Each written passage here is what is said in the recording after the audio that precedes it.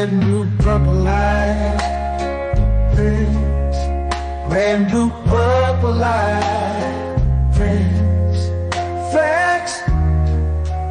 Red, blue, purple light, friends.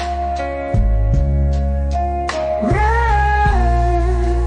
and blue, purple light, friends. Facts.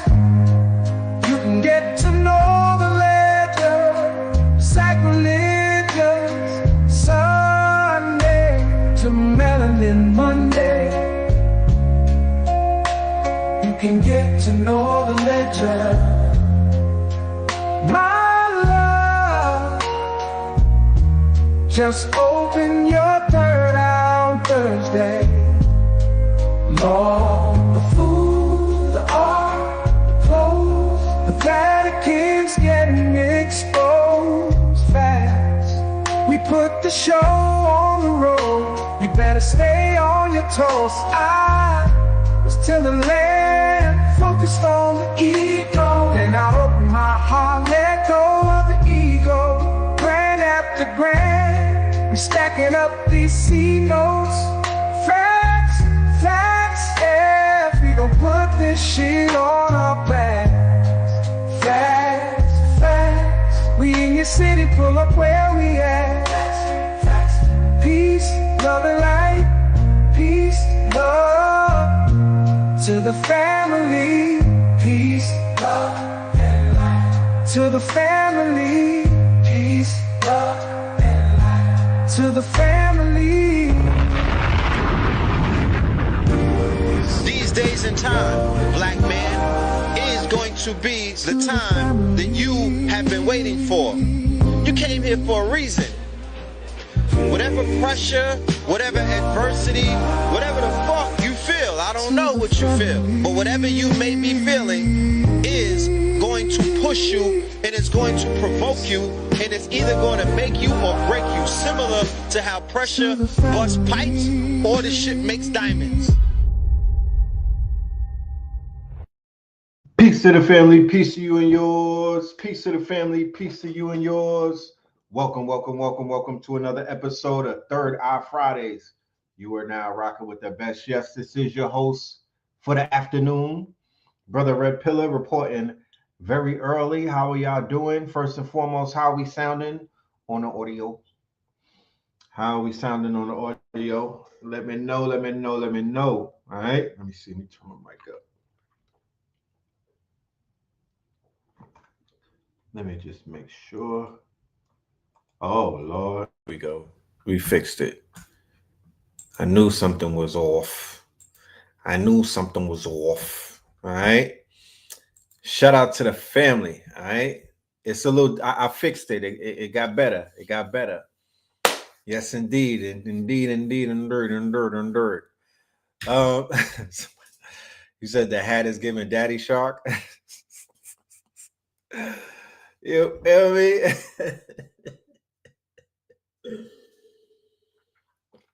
You feel me? You see how we doing it? You see the drip? You see the drippington? You see the shark drippington? First and foremost, TGIF for all of my family out there, my 9-to-5ers, and my people that out there working their asses off and whatnot. TGIF. Shout out to all of y'all. Salute to all of y'all. You know what I'm talking about? Yeah, it's a good day for y'all. You know what I mean? It's a good day. This is the last day before y'all gets to relax. You know what I'm saying?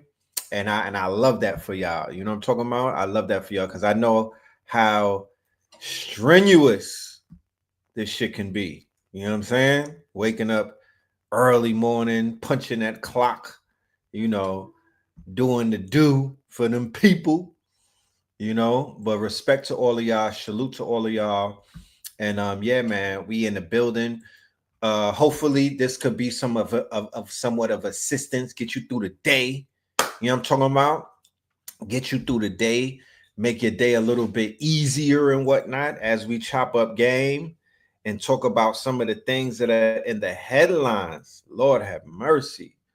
I'm gonna keep it a buck. I'm fatigued. I'm fatigued, my G. This P. Diddy shit, I don't know. Yesterday, I was under the weather out of nowhere. You feel me? Like I was ready to do the show. I'm talking about I was ready to do the show. I felt good. I felt great. I was charged up. You know what I'm talking about?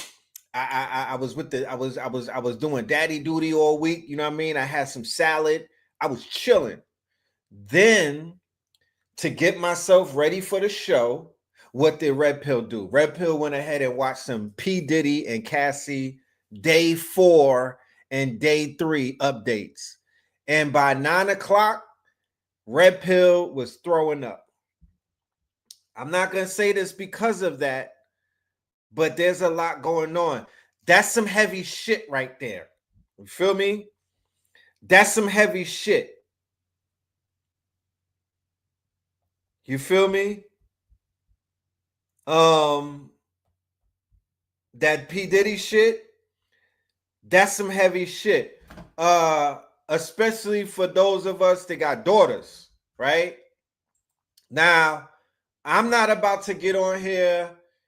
My name is Red Pill, but I'm not a red pillar.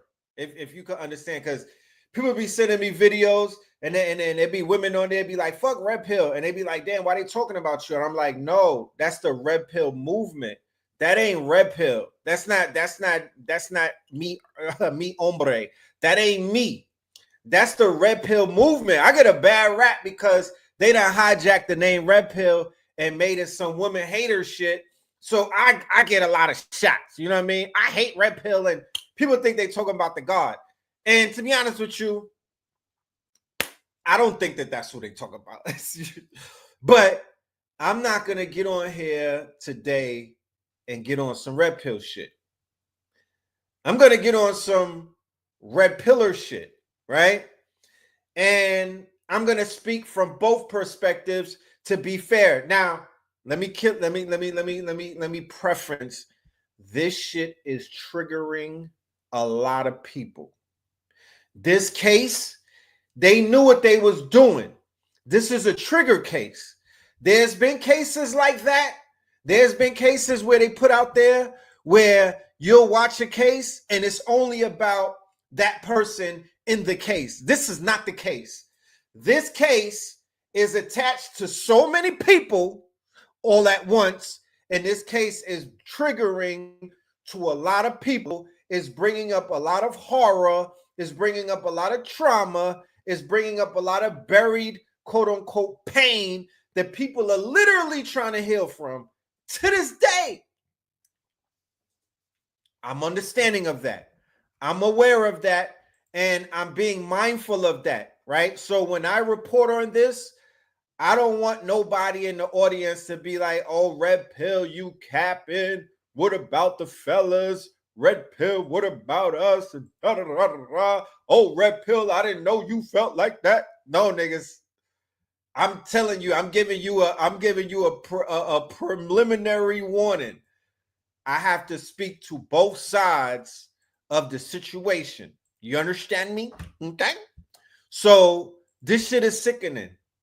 In a sense, I don't even know if I got sick or not dealing with this, but I do know that it's very heavy. I do know that this reporting that they're doing is somewhat heavy.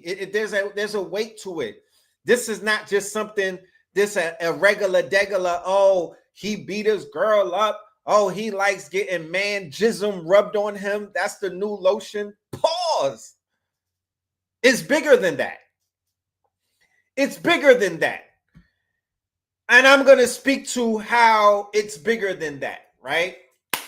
Case in point. And I'm going to start with this. And I hope, once again, I hope not to trigger anyone, even though that might be impossible. But I'm going to be as careful. I'm an adult. I'm almost 50, y'all. I know it. So I got to be responsible in my reporting. I have to be responsible in my quote unquote, I have to be unbiased, right? So let's go. on Monday's show, I was like, yo, the case just started. So, nobody can't really say, oh, they're not getting to the RICO yet. My nigga, it's 8 weeks. The case just started. We're on day number 4. The prosecution is doing something called laying the motherfucking groundwork. Okay. They're laying the groundwork. So as the days go by, they're laying the groundwork. So whatever we're looking for, I'm looking for I need the meat. You're not going to get to the full meal yet, my nigga. You're literally eating up the hors d'oeuvres, right? These are the hors d'oeuvres. They got Aubrey, the girls from Danity Kane is about to cook them on the bench today. No, the white girl comes on Monday. You got Dawn is about to cook them today. I don't even got to see the testimony to know that she's about to cook. I don't have to see the testimony of Dawn Richards, right? I've been following Dawn Richards throughout the years. I have.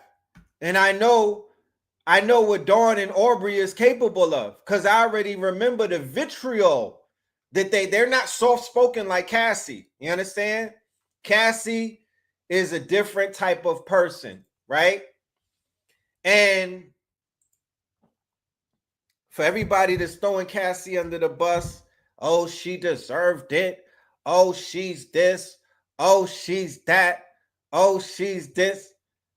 I want to say to y'all, be very careful of how we're judging, you know what I'm saying, individuals right now, especially in this situation, especially when you're talking about a very impressionable young lady, right, who was preyed upon, in my humble opinion, by a richer, older man. But I want to ask y'all this before we even get into the dialogue. I want to ask y'all this, because everybody is joking about P. Diddy, and the name of this episode is PPP, right? PPP Diddy.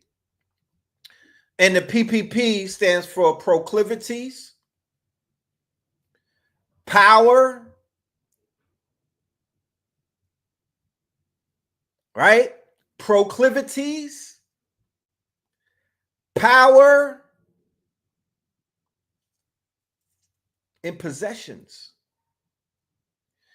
Men in power with proclivities, right? Who treat women like their possessions. I've been in the industry. I've seen it.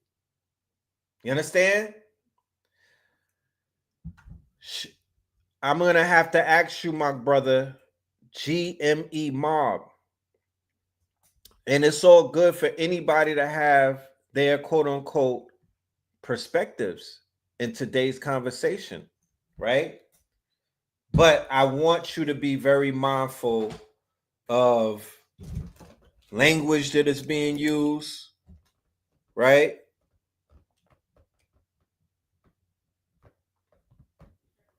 Right? And the way that we're treating the whole situation, because at the end of the day, we all could judge what it is that we're seeing and everything. But let's just be mindful. Like I said, I've been kind of dealing with people on the phone and stuff like that. It is a triggering situation. People are literally being triggered on a global scale. This is a global case. This is not local. This is global. So I just want to be mindful of that. I'm never going to police anybody's mouth on this channel, because at the end of the day, we are all grown and we are all responsible. I don't get down like that. But, at the end of the day, I do, I want to be respectful of everything that's going on. Give me 1 minute. I have to do a transaction as we move forward. Where are her parents? Yeah. This is a distraction. The only thing that they are doing is cosplaying the stories of the ancient mythology. Ooh, break that down. Break that down. She was with all of that. I ain't acknowledging her to duck accountability. She also hated on Kim Porter and laughed at her. Facts. Right? Facts. So we have to be honest with ourselves, right? Now, how many of y'all got sons that are teenagers in the building? How many of y'all got sons that are teenagers in the building? Where are the escort bosses that's human trafficking? That's a great question. And to be honest with you, I really hope that this situation shines a little bit of light on this quote unquote industry called sex working that a lot of our women were co-signing wholeheartedly, right? And of course, the men were co-signing it. Not the men that were co-signing it, 9 times out of the 10, those were the men who were eliciting the sexual activity. But I've seen a lot of women say, "Yo, don't judge this person about what they doing. Let our women do what they gotta do. If they gotta sell their body because they single mothers and whatnot, just let it happen. You know, my body, my choice." Okay, so if that's the case, why are you upset that this woman had a man urinating in her mouth? Is it because it's Cassie? You feel me? Is it because it's Cassie? Because if somebody isn't doing sex, remember, a sex worker is this. You work for me. 9 times out of the 10, there's sex workers that are women, and then there's sex workers that are men, right? So the sex worker that we're acknowledging right now is the sex workers that were men who got hired, and they had to do whatever the person was paying them to do, right? That's what sex working is. You can't come, if I'm the worker, I can't come to a job and be like, "Nah, don't do that." That's not sex working. Sex working is literally, there's a list of things that you do, and there's some things that you don't do. So as a sex worker, you do whatever the person with the money says. Correct?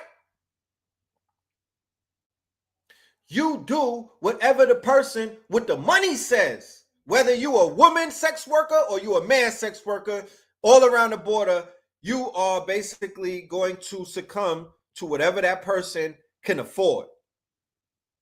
So whatever the proclivities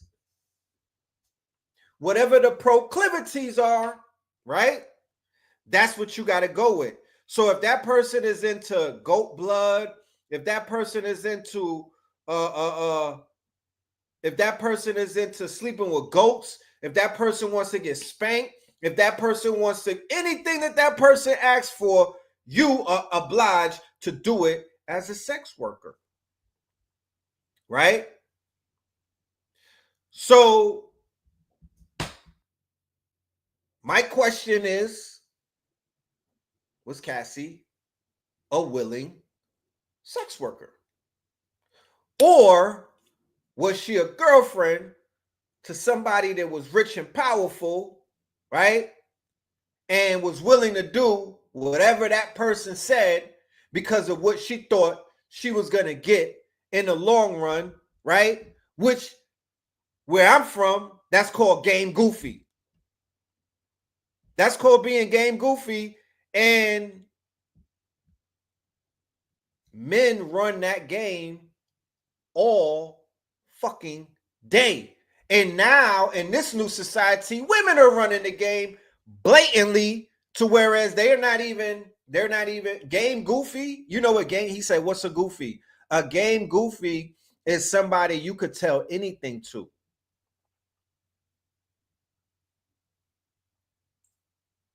A game goofy is somebody you could literally just say anything to. Like, you know what? They're goofy when it comes to the game. And the fact that Diddy, from my observations, I could be wrong, but Diddy is playing game. He's using these, what they call exotics, as the goofies. right? He didn't. I don't know if he's doing this with Kim Porter. I don't know if he's doing this with the melanated women that he was with, right? Everybody is speculating, was this what the whole setup with Young Miami was about? However, that's none of my business. I don't know if he's doing the same type of thing with melanated black women who, you know, might be a little bit more hip to niggas with the game goofiness. They might be like, nigga, what? But I've been in certain situations where women who are not from the quote unquote black race, who get around a black man, especially the black man in power. Let's not talk about that. And they become a little game goofy because they don't have as much. They not hip to the game. They not hip to the game. You said she kept coming back. All right, cool. All right, let's ask this, Akita. How many of y'all got sons in the building? How many of y'all got sons in the building? And how many of y'all was teenagers before? Men. So there's been such, and this is why it's so triggering. I'm going to share with you right now. Right? And I want y'all to understand, those of y'all with young men, young teenager boys and whatnot, share something with them. And for the fathers out there who got sons and whatnot, talk to your sons, because moving forward, this is going to be a very dangerous thing to do. So when we were younger, there was such a thing called running a train. Who remembers running a train? Right? For everybody that's like, oh, Diddy is a cuckold. How could he sit there and watch another nigga pipe his girl? How many guys ever ran a train? Huh? I haven't. I don't recall. I don't think so.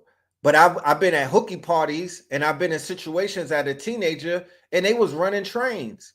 And they were literally standing there looking at the other man pipe the girl. So that was the beginning stages of being a cuckold. Like, let's keep it a buck. That was the beginning stages of being a cuckold, when men were running trains. And nobody is going to judge you. We're not up here judging. This is some high school shit. This is what people did in high school. This is shit that people did at hooky parties. This is what young men who are just learning how to quote unquote have. This is the beginning stages of what we see grow into a Diddy.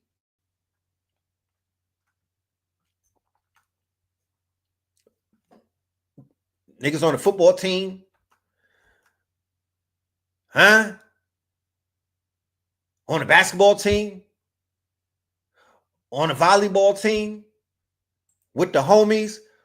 Who ever been in a situation where a dude had a shorty and he was like, let my mans hit. If you really love me like that, let my mans hit. That's the beginning of that. So with all of this shit going on with the diddler, where he's getting a RICO for literally paying niggas to run trains, right? Of course, he's doing more than that. It's more extreme than that, but what the fuck? You think it's a G-rated story? I mean, homie is sick. I'm going to show you a report that says 8 out of 10 multi-millionaire CEOs have what they call dark tetras. They sick. They have narcissistic capabilities. They have quote unquote apathy. Like, nigga, they'll run a train on their secretary. They just sick like that. Some people have proclivities. What are proclivities? Let's look it up. Right? That's why this shit is a lot triggering. It's deeper than what it is on the surface, because people are being triggered by their past, right? Unhealed traumas and shit like that. And we got to be very mindful of what's taking place in this trial and what it is that they're really trying to, because at the end of the day, they always trying to do something. Proclivity, a tendency to choose or do something regularly, an inclination or predisposition towards a particular thing, right? Example, he had a proclivity for hard work, right? He had a proclivity for freak offs. They have a proclivity for freak offs, right? Back in my days, when I was outside, we call it a jump off. We call it a jump off, right?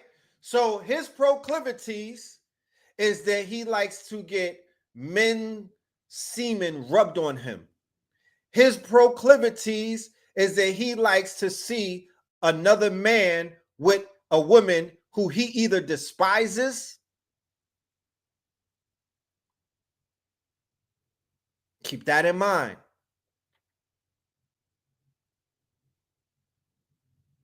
Either a woman that he despises or he can't please that woman, so he moves to another man to do that, right? Is it sex magic? Where's my brujas and my sex magic practitioners in the building? I would love to hear from y'all. I would love to hear from y'all. How am I reaching? How am I reaching? What are you talking about? There's nothing that I'm saying today that has not been talked about, and there's facts to it on in what is known as in the media. I'm not getting on here hummer stunting. I'm not getting on here lying about what's going on. I'm not getting on here adding on to shit. I'm giving y'all the facts. All of this shit is in the transcripts. I'm not giving you any of that. I'm giving you the facts. I'm asking questions. You know? I'm asking you questions. Right now, there's a lot going on in the media where this gender war type of thing is really on the skillet, is heating up, especially this last 7 days, from the Meg Thee Stallion to the Holly Berry, the Holly Bailey, to this shit right here with Cassie and all of that. It's a lot going on. So I'm talking to my audience as a mature man.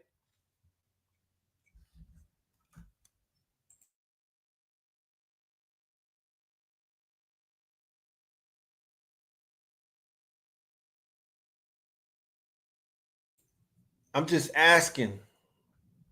So if y'all like, yo, that's cap, explain what the cap is, because we literally having this is a town hall meeting. This is like a town hall meeting right now. I'm literally trying to build with y'all, because at the end of the day, the information is out there and people are having discussions. And these discussions are, I want to arm you with some talking points. I want to help you with some perspectives, and I want to control my narrative, right? Rather than having the narrative control me. Because if the narrative controlled me, I would get up here and start bashing. I would get on some red pill shit, right? Because that's what I'm seeing online, right? From a lot of different corners of the internet, there's a lot of bashing take place. And I'm like, let's talk about it. Let's talk about it, because shit is real on both sides. It's a lot of real shit going on. So boom, let's go back and let's reset this thing, right?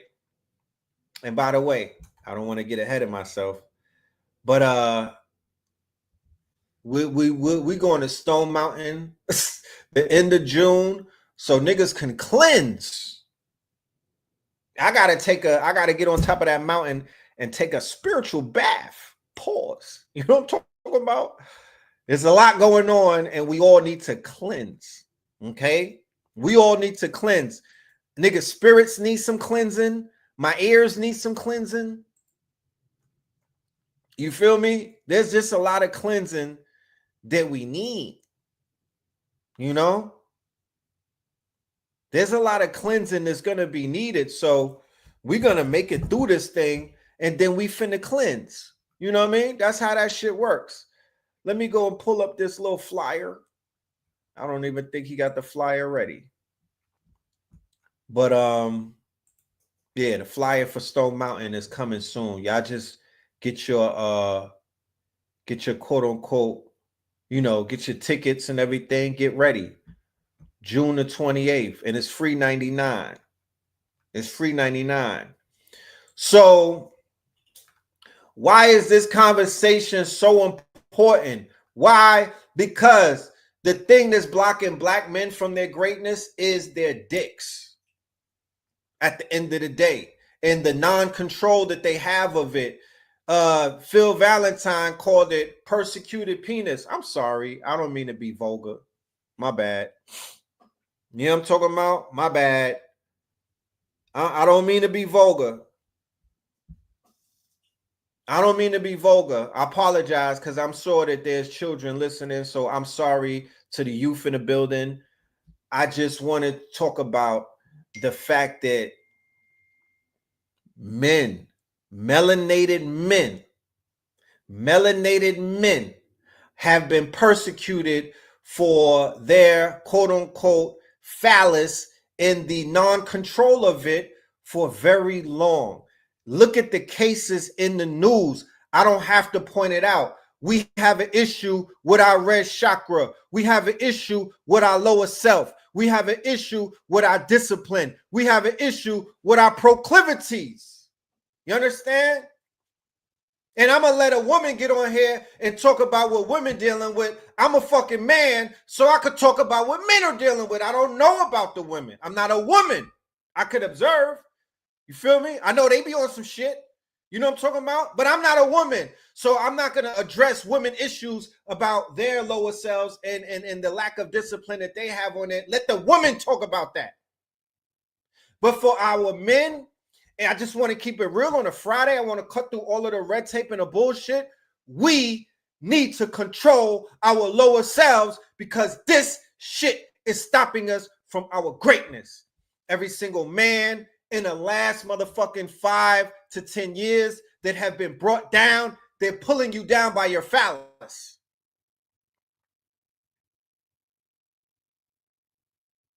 They're pulling you down by your phallus. And nobody is talking about hypersexualization in the culture. Nobody is talking about the fact that we, as men, we did not get no type of coaching from nobody. Nobody coached us. The only fucking coaching that we got is Sunday school, where they try to make this shit seem like it's a fucking sin to get an erection. You know what I'm talking about? The only thing that we got was shamed from this fake ass religion, right? That did not explain to us what the fuck was going on with our Kundalini. And then we get into society and all they're doing is hypersexualizing us, hypersexualizing us. This case is going to cause more confusion than it's going to help niggas out. Because niggas is going to watch it and be like, wait a minute. What do you mean? How is this wrong? This niggas right now that don't think nothing that they're hearing is wrong. What do you mean it? What do you mean? Wait, this is wrong? You mean to tell me you can't let another nigga hit your girl? You mean to tell me you can't hit your girl? You mean to tell me you can't pimp these hoes? Is that what they're saying?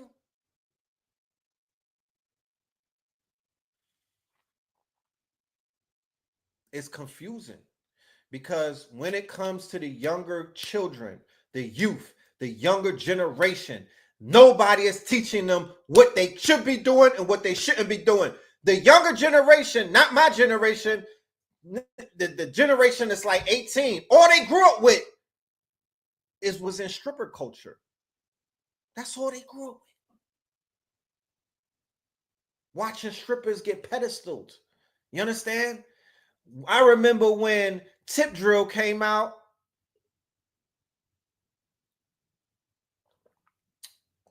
We was like, what the hell are you? What the fuck? This nigga swiped a credit card down White Chocolate's derriere?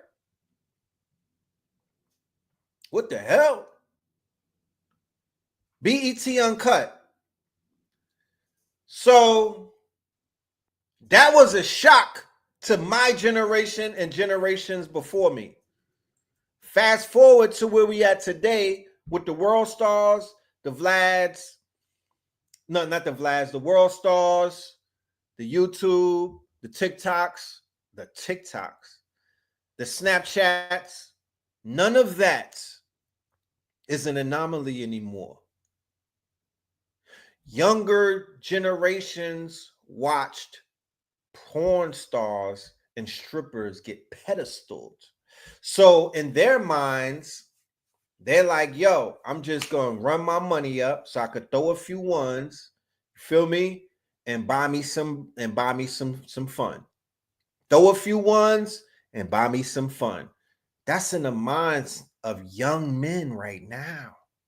Nobody stopped that. Oh, let me not even mention OnlyFans.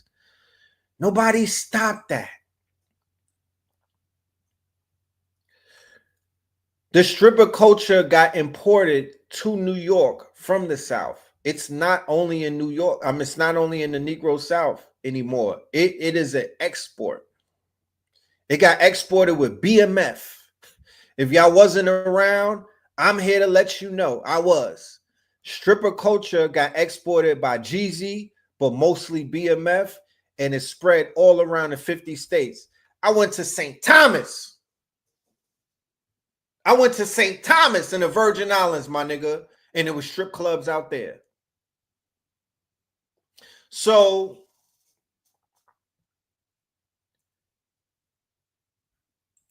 who promoted and marketed it? Well, you already know. We have the culprits behind all of this desensitizing of sexual morality is the small hats. It's the people from Is It Real? They're the ones in San Fernando Valley. They own Pornhub. They own all of that shit. They were the ones who was getting ran out of Europe in the 1800s because of pornography. It's them. Same people who Ye is banging on because he's saying that they're responsible for stuff like that. You don't have, well, we have stripper clubs in Queens, New York. That's first it was the Bronx with Sue's, then it moved to Queens. So in New York City, Queens is a hub for for day walkers and sex workers and stuff like that. Right? I'm in Atlanta. If you want to come and get some wings and whatnot, you go to Magic City on a Monday for the wings. Right? Ranch dressing and all of that. You know what I'm talking about? Them good wings. That's where niggas take their girlfriends on a first date. Right? So I'm not here to judge. I'm definitely here to smudge. Right? But I'm not here to judge because it is what it is. Feel me? People are out here scratching the itch. Scratching the itch, right? And I'm here to let you know because what's triggering me is all of the hoes on my timeline acting like they not hoes now. Both the men and the women pointing fingers once again at somebody that they got nailed to the cross so they could somehow atone for their quote unquote sins, right? What they call deflecting. They're deflecting. They're projecting. They're like, yeah, diddy. But like I said a minute ago, If you was a part of a train, my nigga, you was cuckold. If you passed your girl to another nigga, you a cuckold. You are Diddy. You are Diddy. If you was in a situation where you was like, am I next? And y'all was in a line and whatnot, nigga, you were a part of a cuckold. You are Diddy, nigga. That's the beginning of that. You are Diddy. You just don't got the money and the remix. Okay? But let's just be clear. Let's put things into perspective. Okay? Let's put things into perspective, because a motherfucker will try to distance themselves so far from what they're hearing and what they're seeing. And I'm like, my nigga, stop acting like this shit is not what y'all niggas is doing every other night. You said some people grow from that. We all grow. You know, mushrooms grow out of shit, right? Something that's good for you grows out of something that's quote unquote considered to be bad, you know, with fertilizer and stuff like that. So a lot of people are growing out of the bullshit that they are part of. A lot of people grow from their shit, you know what I mean? And that's all good, because that's what it's about. It's about growth and development. It's about growth and development. Do we judge one another about our quote unquote the period in time when we were sick, right? Are we to be judged about who we were when we were in our red chakra, when we were stuck in our lower chakra, even though we might be traveling up the chakra ladder? Huh? I'm wondering. I'm just wondering. Are we to be judged for who we were when we were stuck in our lower self, even though we may be on the ladder of chakras? Huh? I'm just wondering.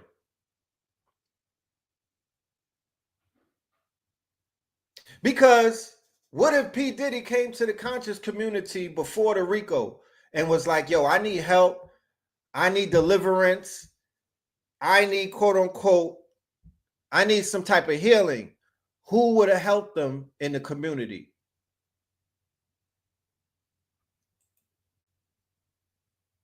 Yeah, this generation has sex in the same room as their kids in the daytime, my nigga.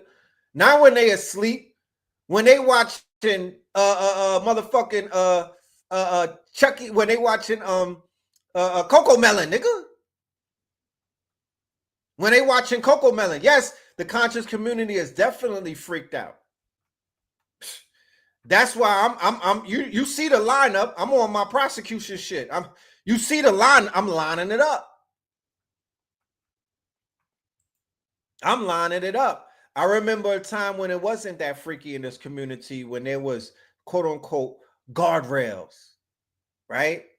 When there were guardrails. And this community wasn't that freaky, and whatever was being done was really being done in private. Now it's in public. They not hiding. This shit is they not hiding it. They not hiding it. It's trisexuals in this community lit. Pansexuals lit.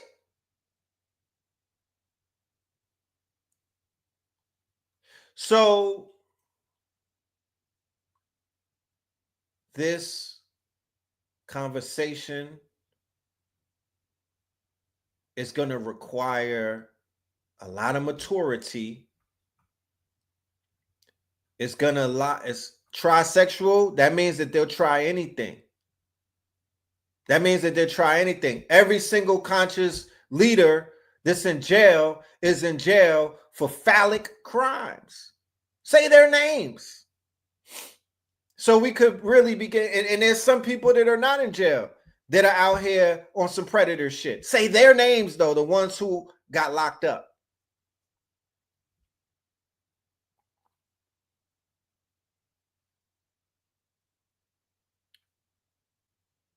You know? So We can't jump around. We can't jump around what's in front of us. We had Diddy's in this community before this fucking trial. There was Diddy's in this community before the trial. You feel me? Before this trial. So it's a lot of triggering taking place because people are literally being reminded about some of the fuck shit that went on in their lives, or the people that's close to them, or the people that surround them. You understand?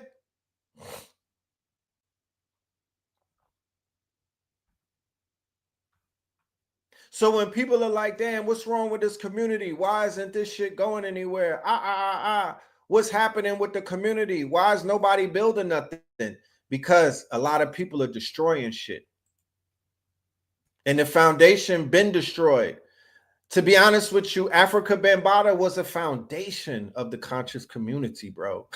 I don't know how to explain that shit. I don't know. He was a foundation. The foundation was removed.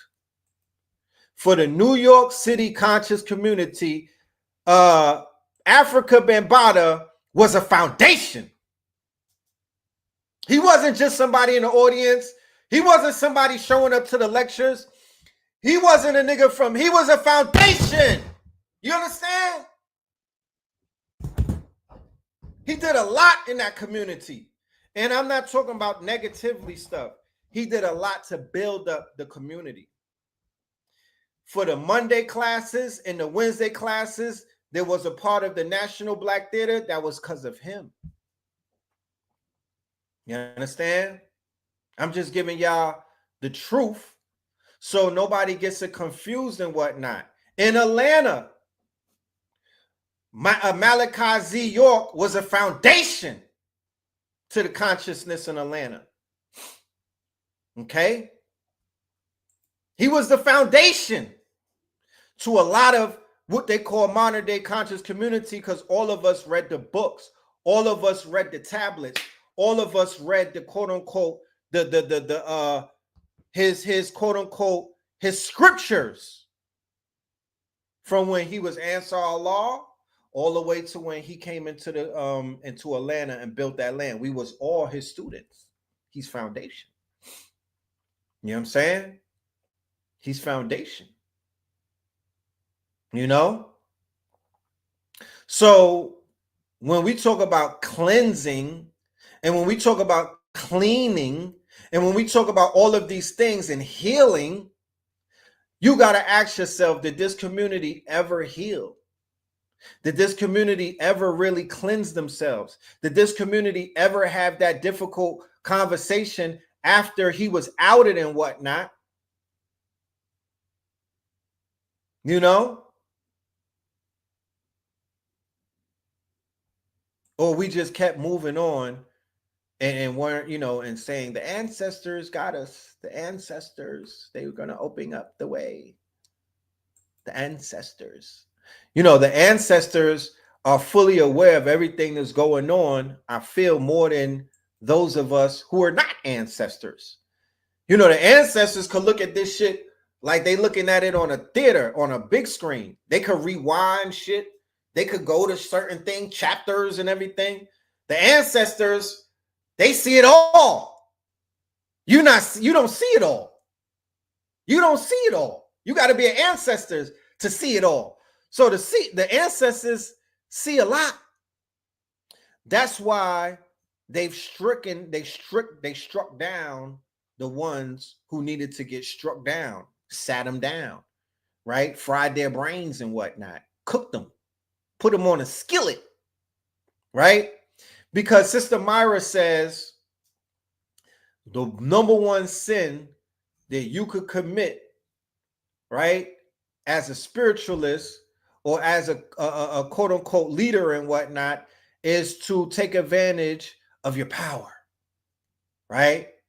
Absolute power corrupts absolutely, right? Yes, and when you become an ancestor, you will be able to see everything that you didn't see as a mortal and whatnot. You'll be able to see everybody's transgressions. You feel me?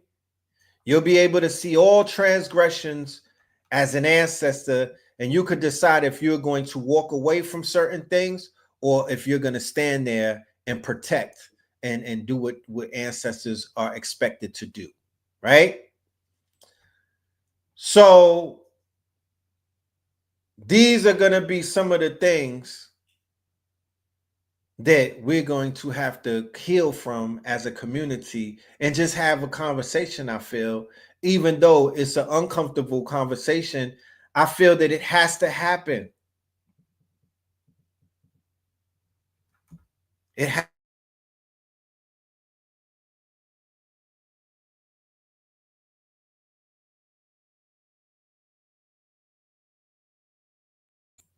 You know, it has to happen. We have to, if we consider ourselves a community, if we consider ourselves to be, you know, somewhat of a network and whatnot, why not?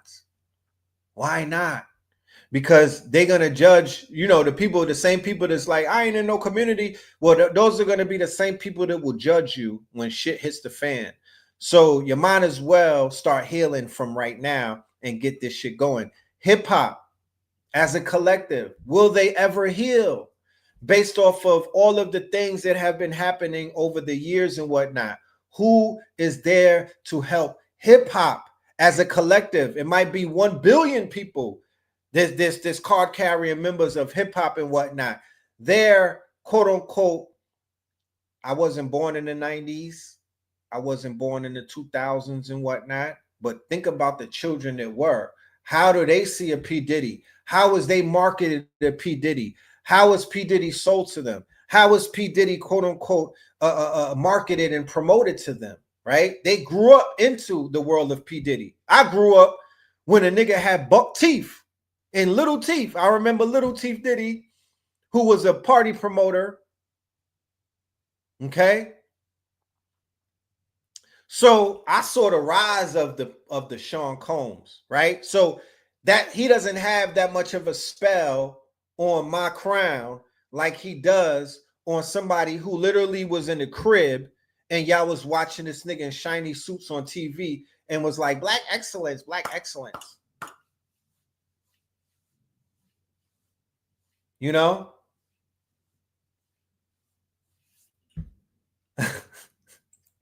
Yeah, PPP Diddy. You know? PPP Diddy. But then again, the babies saw something in him that the adults didn't see, because some of the adults are a little more tied into what they can get from him and what they were able to gain from him, right? And what he had to offer than children who could see the demon in you, right? So a lot of the little children were like, I'm good. They wasn't fucking with that energy. Yeah, I'm not impressed. You know, I'm not impressed. He's an old head. And they were able to brush that off, right?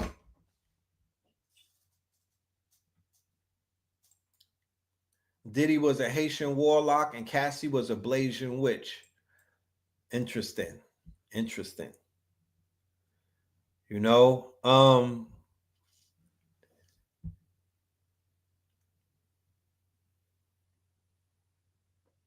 when you think about it, is this something that he only did to non-melanated women, right? Aubrey Day, the white girl from Danity Kane. Remember, 50 Cent hates him. Why? Why does 50 Cent hate P. Diddy? Because 50 Cent had a baby mother who is Asian, right? Is she Asian or Blasian?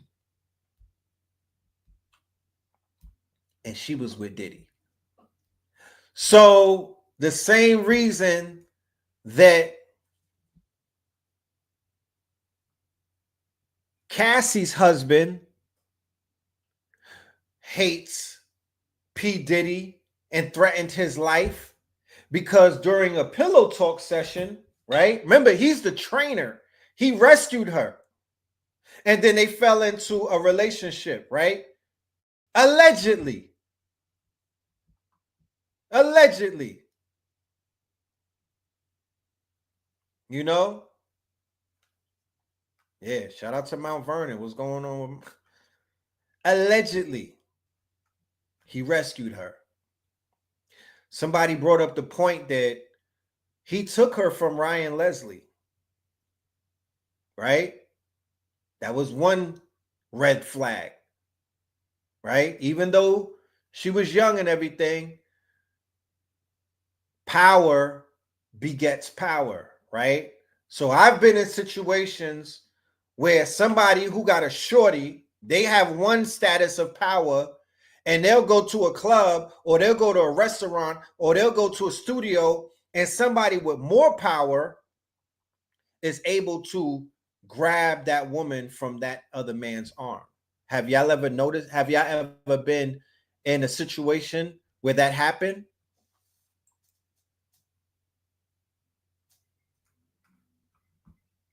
Dallas Austin, thank you. So it was Dallas Austin. It was Ryan Leslie. I'm not about to sit here and count her bodies and everything. I'm just showing that there was a pattern, right? Where niggas was pulling rank. Yeah, thank you, Scotty. It's called pulling rank. I'm just on here keeping it a buck with y'all. Kid Cudi, Michael B. Jordan. Once again, I'm not counting her bodies. The other sex workers who they said that she was sleeping with on the side, I'm not here to count bodies though. She's Philippine, right? She's mixed with something. She's half Filipino and Spanish, I believe. What kind of Spanish is because that matters. What type of what's her background? So it looks like he smuts a lot of the women out who are not melanated. That's what it's looking like. That he's taken, yes, Cassie was a replacement J-Lo. Right? And the work that he was putting in on her, there's two things. Did she already, because she said that she learned oral from him. She said he taught her oral, but she was with, they say, Diddy smutted out Kim Porter. Now, once again, these are all allegations until proven, right? I trust somebody that's under threat of perjury to tell truth more so than somebody is just writing things. I don't know. I'm just saying. Who heard that he was doing the same thing with the freak offs with Kim Porter?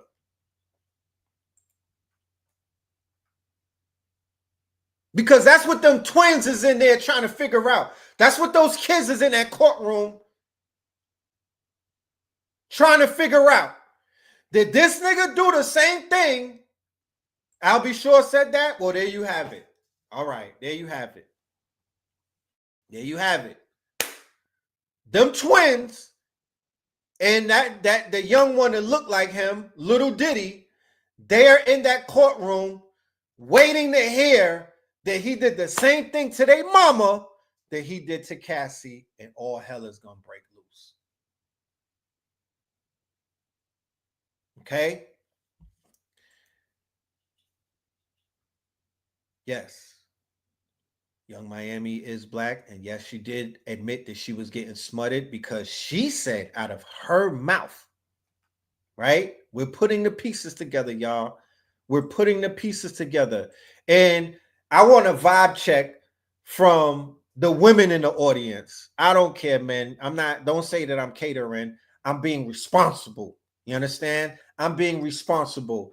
I need a vibe check from the ladies in the audience. Are we being respectful with this conversation, and are we being responsible? I gotta do this, y'all. I have to. I'm sorry. I'm sorry because I've heard some vile shit from channels over the past 3 days that kind of had me cringy. Like, damn, son, why? Why are you talking like this? What unhealed part of you are you talking from? You feel me? I've witnessed that. I said that yesterday. You could ask my wife. I was throwing up. Okay, it might have been because of what I ate. I wasn't eating nothing bad, nigga. I had salads.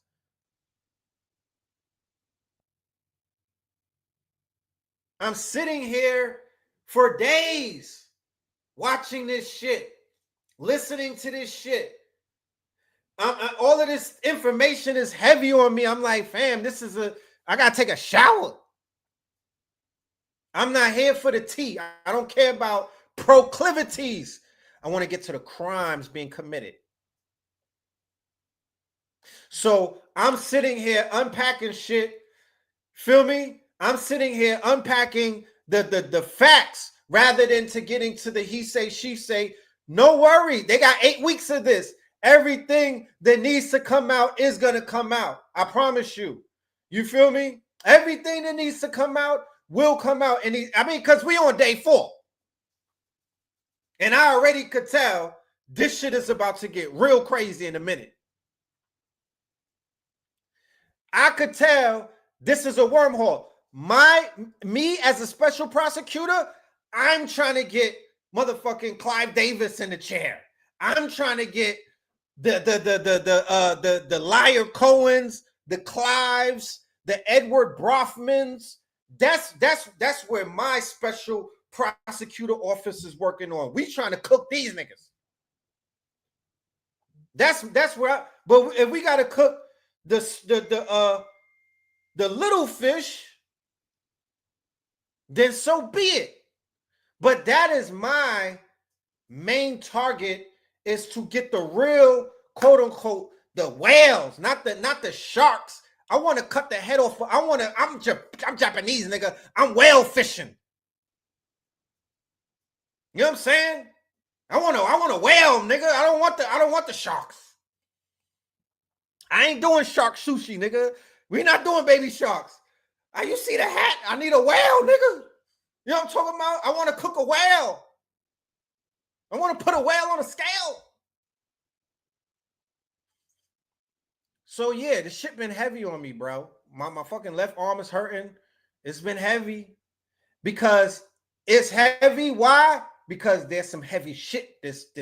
I could just feel it. This is some heavy shit. So my spider senses are telling me, fam, this is going to be heavy. We're going to build a layer of protection for you so you don't get, quote unquote, triggered by, all of this crazy shit that's going on. So drinking urine. I mean, they said it was healthy. It is a ritual. This is a ritual. So we got to be very mindful of the fact that, my nigga, this trial is a ritual. This trial is a ritual. But I like to see demons getting slayed. That is my thing. I do like to see demons getting slayed on some sinners type shit. I want to see the KKK get lit up, and I want to see the demons get slayed. They hit up the KKK in Atlanta, allegedly. That was a quick turnaround. The brother, he did the revenge for his son. That was a quick turnaround because that was a spell that they had on us. Niggas was tucking their tails and they were scared and everything. You know what I'm saying? We got to remember, don't get distracted, nigga. The universe is throwing alley-oops. The universe is throwing alley-oops and whatnot in real time. In real time. So homie getting mowed down, right? Because you're a part of the same force, this enforcing extrajudicial, quote unquote, justice. Yeah. To get back after, that was some sinner shit. Go and research homie's records. I bet you he's seen Sinners too. I mean, I bet you he's seen the movie Sinners before he did what he had to do, right? Yeah, the twins on the mountain. We're going to get to that. I'm going to get to that. You know? What if she was a freak when he got her? Right? What if she was a freak when he got her? They got plantations in Louisiana burning down. Don't tell me that the ancestors is not working for us and they don't want to see us win, bro. Don't tell me that the motherfucking the timeline times have we the motherfucking yo, word from our sponsor. We gotta get a word from our sponsor. I'll be right back, man. Fuck that. we witnessed our loved ones or people. Shout out to Grits and Eggs. You know what I mean? How many times have we witnessed our loved ones or people who look like our loved ones be murdered by the police with no justice? You know, Tyree Nichols, young man, beat to death by Memphis police officers. No justice. Philandro Castile, no justice. Mike Brown, no justice. Trayvon Martin, no justice. Alton Sterling, no justice. Sandra Bland, no justice. Breonna Taylor, no justice. How many motherfucking times do you want black people to wait for your so-called justice? And what is the fear when we go for retribution? Fuck that justice shit. He got his own justice. He got it in the street, and he walking around with his head held high. And niggas want to talk. He ain't even get the right cop. Well, what's the man's name in Texas? I know what you're talking about, though. I do know what you're talking about. Wrong apartment, right? Mm-hmm. Yeah. Kept that man here and did shit wrong. Just in his apartment, minding his business. No justice. Fuck y'all and y'all justice. Fuck whether the right. Hey, he fit the description. He fit the description. He got his own justice because he can't depend on this system. None of us can depend on this system. Is the judge even there for justice? No. When have you ever seen that many cops in a courtroom? Never. Never. Trying to intimidate that man, and he walk around with his head held high, keeping his family out the courtroom. But the thing that broke my heart is for that man brother to get up there with that forgiving shit. Nigga, I'm sick of niggas and their forgiveness. I'm sick of niggas and giving it up to God and praying for their enemy. Fuck the enemy.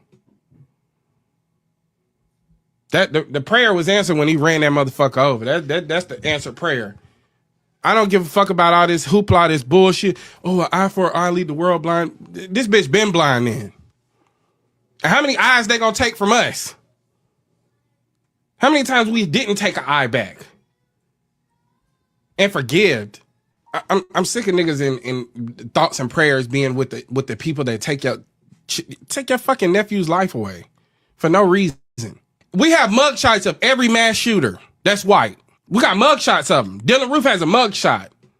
The Aurora shooter has a mugshot. So if they can go shoot up kids, innocent bystanders, all type of people, and walk away unscathed, then I should be able to steal a car and go to jail. Facts.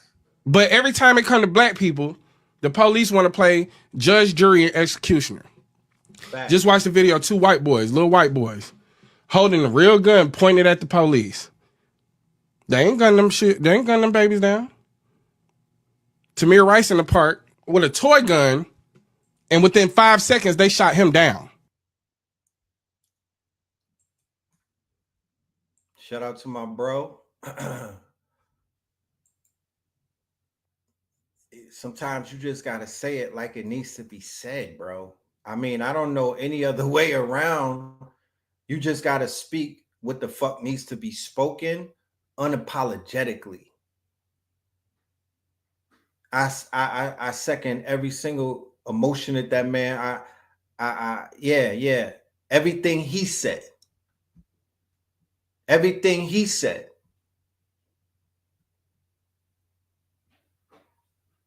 You know, we in a new paradigm, y'all. We are in a new paradigm. We are on a new timeline. We are on Ibrahim timeline. You feel me? We on the Ibrahim Traore timeline. That's the type of time that we on. I'm not gonna. That's the type of time that we on. We on an Ibrahim timeline. And I said it on Rich Show, and I'm saying it here. He is the most important leader, not an African leader. He is the most important leader in the world right now. He's not a revolutionary in Easy to be an ally when you. He's doing everything that Africans supposed to be doing. He's doing what Thomas Sankara would have been doing if they did not assassinate him. He's literally doing what every African leader should be doing. That's not revolutionary. That's ordinary.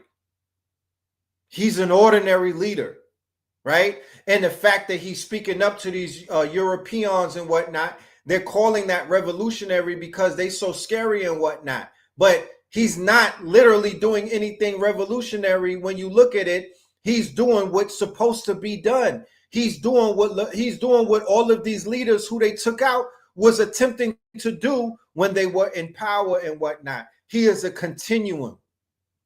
He is a continuum. He did all of that without going to war against France. He's a Russian plant. Look, he got Russia's support. They flew his ass in the same way that they flew motherfucking Trump into Saudi Arabia, nigga. You got to pick a side. This is a multilateral situation that we're dealing with. Geopolitics, multimodal world. Now, it's not about you and your little nation, you and your homies. You got people with advanced technology trying to take you out, even though you got a lot of the magicians and the warlocks with you. Yeah. I heard him speak without an accent too. He was speaking clear English. But it's time for the continent to fucking rise up, and we want to see them brothers get what they rightfully deserve. Electricity, water, wealth, health.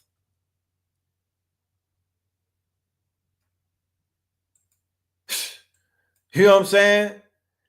It has sparked in the hearts and the minds of brothers and sisters, not only across the diaspora, but all around the world. All around the world. Only thing he's missing is a soundtrack. Indigo Key Wisdom.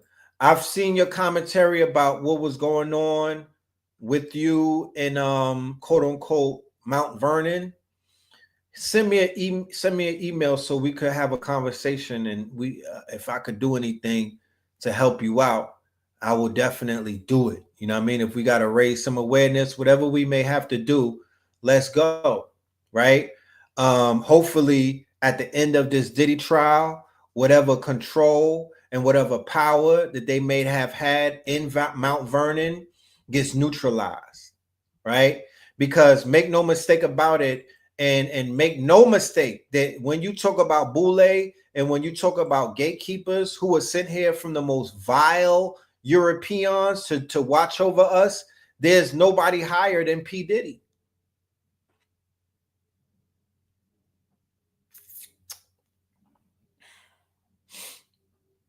In my book, there's nobody higher than P. Diddy. He got more bodies. He knows where more bodies are buried. He turned out more niggas. He bit more people than a Jay-Z, than a Beyonce, than a Suge Knight. Whatever names you niggas is pulling out of your rabbit hat, he was able to turn more people into quote unquote predators, right? He was able to turn out more black men than any of them. Sean Combs. And whatever we see going on with him is his quote unquote karma. This is karma. He's going to jail for life. Like I said, y'all think the trial just started, my nigga. He's going to jail. He's going to jail. When they finish with his ass, he's going to jail. Let's be clear. I don't know if they're going to get him on all accounts, but nigga, he's not about to walk out of that bitch with his head high. That's not happening. His ass is cooked. You understand me? His ass is cooked. He's gonna have some good moments where it's gonna be like, go, Sean, go. Nigga, he's cooked. Okay. So the power that he had over certain provinces and what they would call principalities is going to have to go to somebody else. Jay-Z took his power.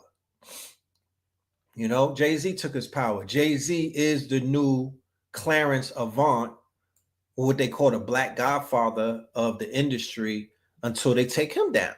But I mean, it doesn't take a rocket scientist to look around and to be able to see who is running things, right,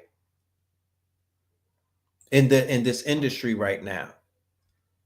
It's Jay-Z, Rock Nation, the snitch. What's her name? What's Rosie Perez, whatever her name is, the Perez chick. Yeah, you see what's going on. You see all of these artists, they got a three-peat. Chris Brown, DDG, and Tory Lanez, who all happen to have smoke with their artists and whatnot, right? All of them have smoke. DDG is with the Disney star, nigga. She's a Disney star, and he got her pregnant. It was already up from there. Beyonce was like, yo, take this nigga up out of here. That was their investment. She's a Disney star, bro. She's not a regular fucking artist, my nigga. Holly Bailey was a Disney star, and this nigga put a seed in her. Okay? So yeah, he was already, he was in the quote unquote, he fucked up. He didn't follow protocol, right? He didn't follow protocol, right? So because I know, I could tell you, I don't have to be there. I already know Beyonce is telling them two girls, first of all, don't let none of these niggas put no kid in you until we get to these 20 M's. You're going to get me back what I invested in. I don't give a nigga, do a surrogate if y'all want a child, but you're not about to put no child in this womb until we get our investment back. Look at Rihanna. She got 3 now. She's telling that's her way of telling these niggas F you. That's her middle finger to Rock Nation. It's her getting knocked up. Right? Meg Thee Stallion, another Rock Nation artist, and it just came out that Tory Lanez did not shoot her. Right? It just came out that Tory Lanez did not pull the trigger. Right? Wait, DDG lost his streaming channel? Are you fucking serious? They took his streaming channel?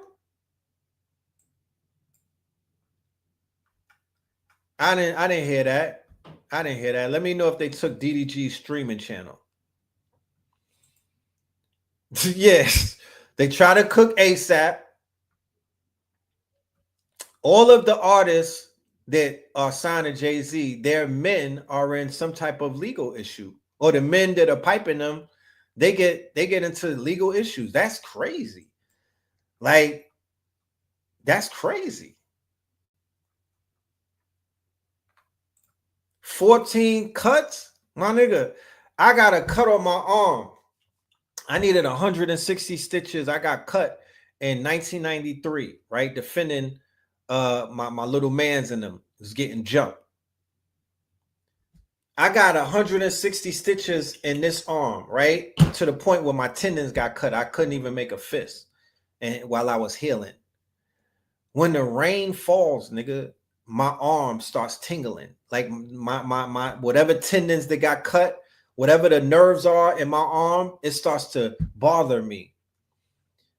You remember both getting shot and getting stabbed. That's a pain that don't necessarily always go away. It comes back.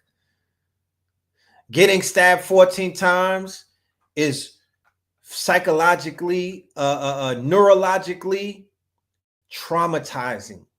Your whole neurological system is thrown off. You're getting jammed up. You get poked up. You're never the same. You get clapped and whatnot. You're never the same. So it's crazy that he got hit up like that.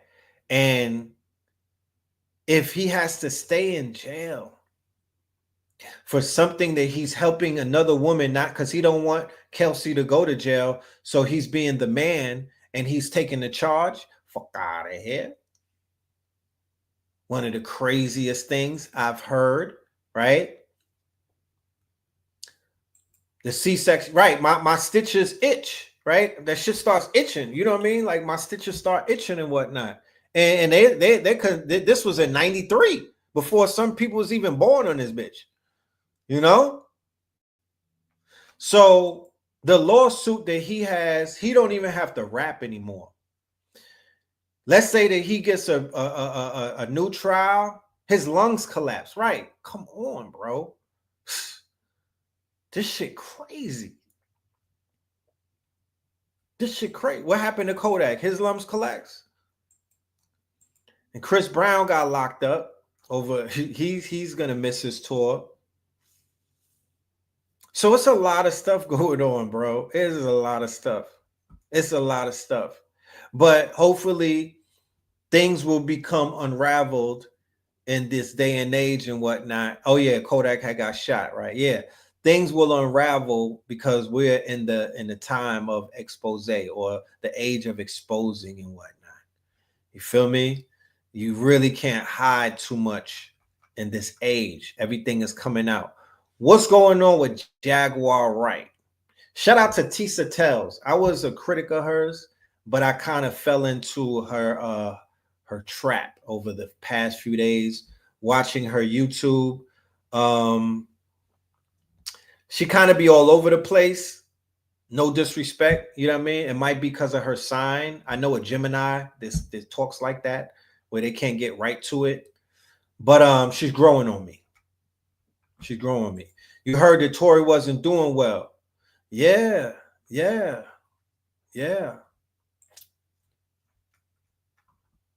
What the fuck do you think you would hear if they had Jaguar Wright on the bench under threat of perjury? They need to put some people on. We just need some people to be on the stand. Like, don't even, you feel me? Because that's therapeutic. Fuck all the rumors and the he say, she say. Just put niggas on the stand.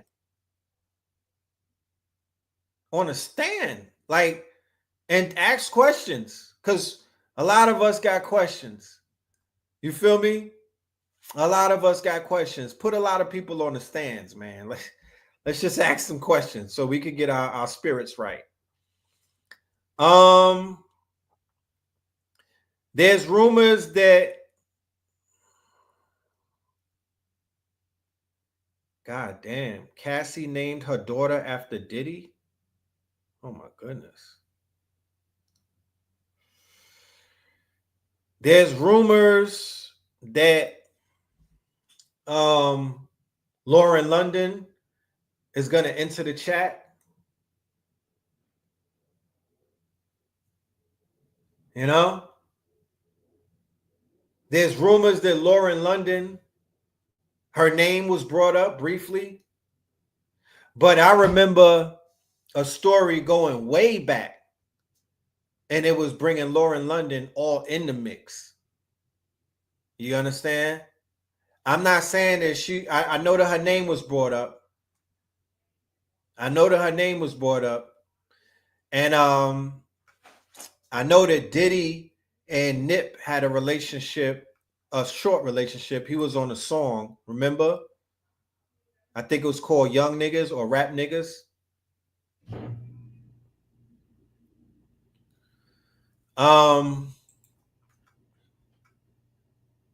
It's just a lot of stuff going on, man. It's a lot of stuff going on. Let's have a moment of a light moment. And I'm not making fun of anything, but we gotta let our comedians, you know what I mean? We gotta let our comedians cook. Lauren London was my childhood everything, right? The same way that Cassie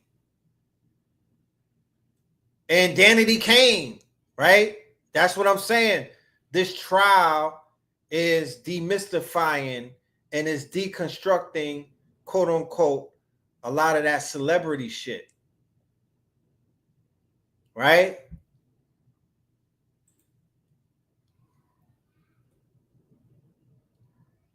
Lauren London and P. Diddy is mad close. I don't know if y'all know that or not.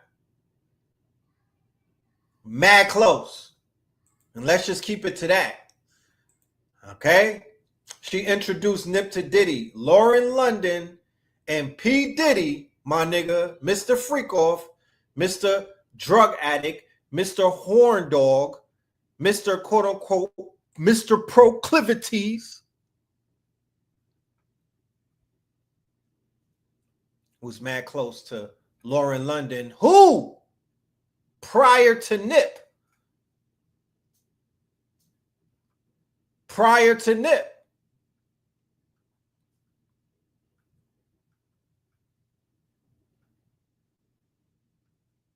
did anybody hear about her and Nip not getting along towards the end?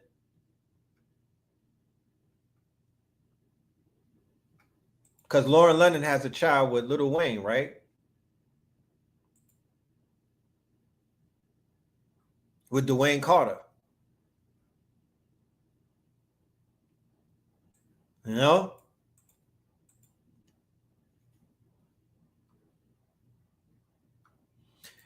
And who read the book by Superhead? Because there was an article. Let me go to my IG. There's a sister that I'm going to bring on the program, and she does some of the best, quote unquote, readings in terms of planetary, the planetary influence on people's lives based off the planets, right? Based off of the positionings of the planets. So I definitely am going to bring her on the show because she has a lot of information that I would love for her to share with the family. We're going to debut her on the show soon. Okay? We're going to bring her on the show so she could do some information. I'm gonna go to her page and we're gonna go and read some of the stuff that she wrote. All right. I didn't say that. Don't let me say anything about. I didn't say that Lauren London was with P. Diddy. I'm just saying that they were very close. I don't have proof of anything. I don't know. I know as much as y'all know. Free Wendy Williams. Right. This shit wouldn't be happening if Wendy was outside. You know? But a lot of the heroes in the industry that people grew up idolizing, that was marketed as these girl next doors and these quote unquote, these princesses and whatnot, right? They kind of was, a little more than that.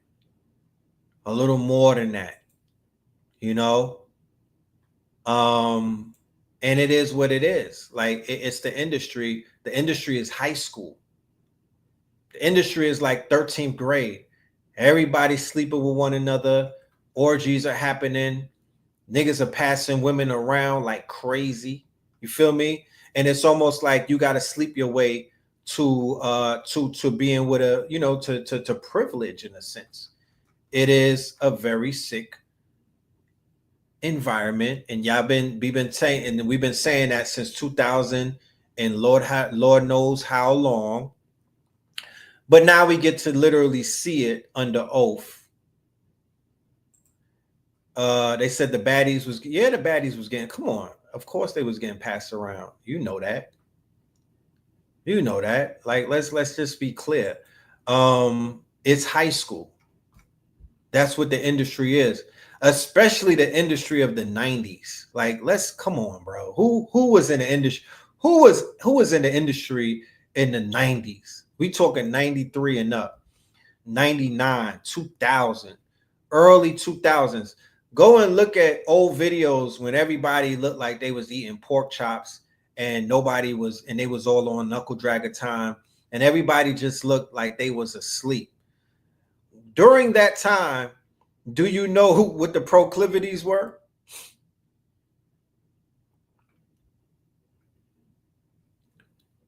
Was this said in trial, L? Please don't know. Was this said in trial? Was that said in trial? You know? Lauryn Hill came out unscathed. What happened with Lauryn Hill? Unscathed? Digga, what? Lauryn Hill ran to Jamaica and stopped making music, cut her hair off, and the makeup was looking crazy, and she was in seclusion. Oh, it was just said? Yikes. Yikes. And then the Marley did her dirty. She ran to Jamaica after the whole Wyclef thing, and the Marley did her dirty. And because the Marley slept with the makeup girl, she was protesting by putting on crazy makeup. No, they got to Lauryn. Lauryn made a album with no instruments, blasting the industry. Blasting the industry. You know?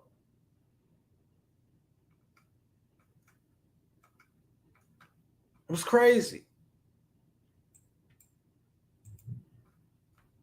So, real quick, I'm going to listen to a woman's perspective. We're going to get into more stuff. We'll be here for another 30, 45, but I'm going to let a fire breather breathe some fire. A grown ass motherfucking nigga. You can't be a grown ass motherfucking nigga. You can't be a grown ass motherfucking bitch and say to me that Diddy forced you to do a motherfucking thing. Nah, I'm not gonna take that shit. Nah, you played a part. Because see, Diddy can't become a monster by himself. There's people that have to constantly keep feeding that motherfucking beast. And the reality is that there are people out here that will do any motherfucking thing for success. That's it, that's all. They'll do anything for wealth. That's it, that's all. If it means sacrificing every ounce of their integrity, every ounce of their morale and their beliefs, they'll do it. But here's the thing about it. You can't circle back and tell us that you was a motherfucking victim. You was not being groomed. It was your greed. And until you address your greed, then you can address the situation. Otherwise, miss me with that motherfucking bullshit. I don't give a fuck how much money a nigga got. You ain't gonna be out here prostituting me and shit, nigga. You know, it's like, hey, come on now. At some point in time, I think what it is that a lot of you females is mad because he disrespected the fuck out you and didn't give you what the fuck you came for. Let's just really talk about it. I'm being honest with you. Because that was disrespectful ass shit that you participated in. And it had nothing to do with motherfucker Diddy. All Diddy was doing was taking advantage of motherfuckers who was willing and able to be taken advantage of. Let's have a real motherfucking conversation now. I don't think y'all ready for 2024 and all its truth, because I'm going to give you the motherfucking facts. Some of you niggas was hanging around Diddy, and you knew how the fuck Diddy got down. You was okay with it, nigga. You trying to play, y'all. A lot of you niggas trying to play like you don't know what the fuck Diddy be doing, but Diddy be definitely Diddying. Diddy be definitely Diddying, okay? And some of you niggas knew that shit, but you didn't care because you was looking for career advancement, nigga. Yep. Come on now. Diddy didn't slide his dick in between. You feel me? Sometimes you just gotta let the black woman talk her talk and make sense of things. You know what I mean? But a woman know a woman more than a man know a woman. That's why I say I ain't gonna speak on the woman's behalf. I'm gonna let the women speak. Let's have a little lighter moment. I'm here. Pop, he's here. Pop. We waiting for. Let the freak show begin. Come in, Playboy. Yo, where'd dude go? It's me and you now. Take that. Yeah, I know you want your album, but how you gonna get it? I know you want your album, but how you gonna get it? Give him some more baby oil. Yo, why he sound like Diddy? I need you to do something for me. What? I need you to put it in this cup for me, please. You want me to put in a cup? In a cup, please. That's it? Yeah. Nah, he gotta stay a little longer. That ain't it, Playgirl.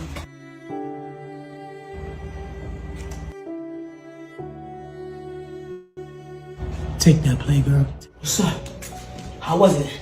It was like this big. Yeah, you want the BBC one more? I do want more. You wanna make it somebody else in here? Yeah. I've been working on your single.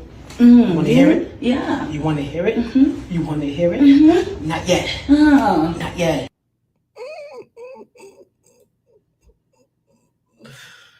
Oh man, Mr. Commodore, that ain't it, Playgirl.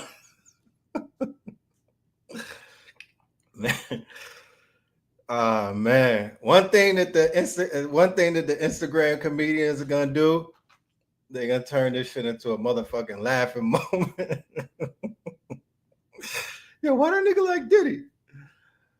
Oh man. So yeah, 50 Cent, 50 Cent hates Diddy because his baby, the mother of his son, was another Cassie. So do you see where the resentment comes from? That all the mother had to do is have a pillow talk with 50 Cent, with Curtis one night, and just have one of those pillow talks like, yeah, when I was with Diddy, this is what he did to me. Or Diddy had me with an escort, or Diddy, you know, videotape me and is blackmailing me. And he's like, wait, what? And then 50 puts the cape on and he goes after the op. Like what baby father wouldn't?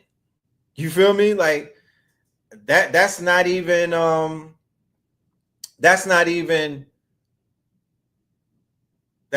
something that will go over anyone's head, you know?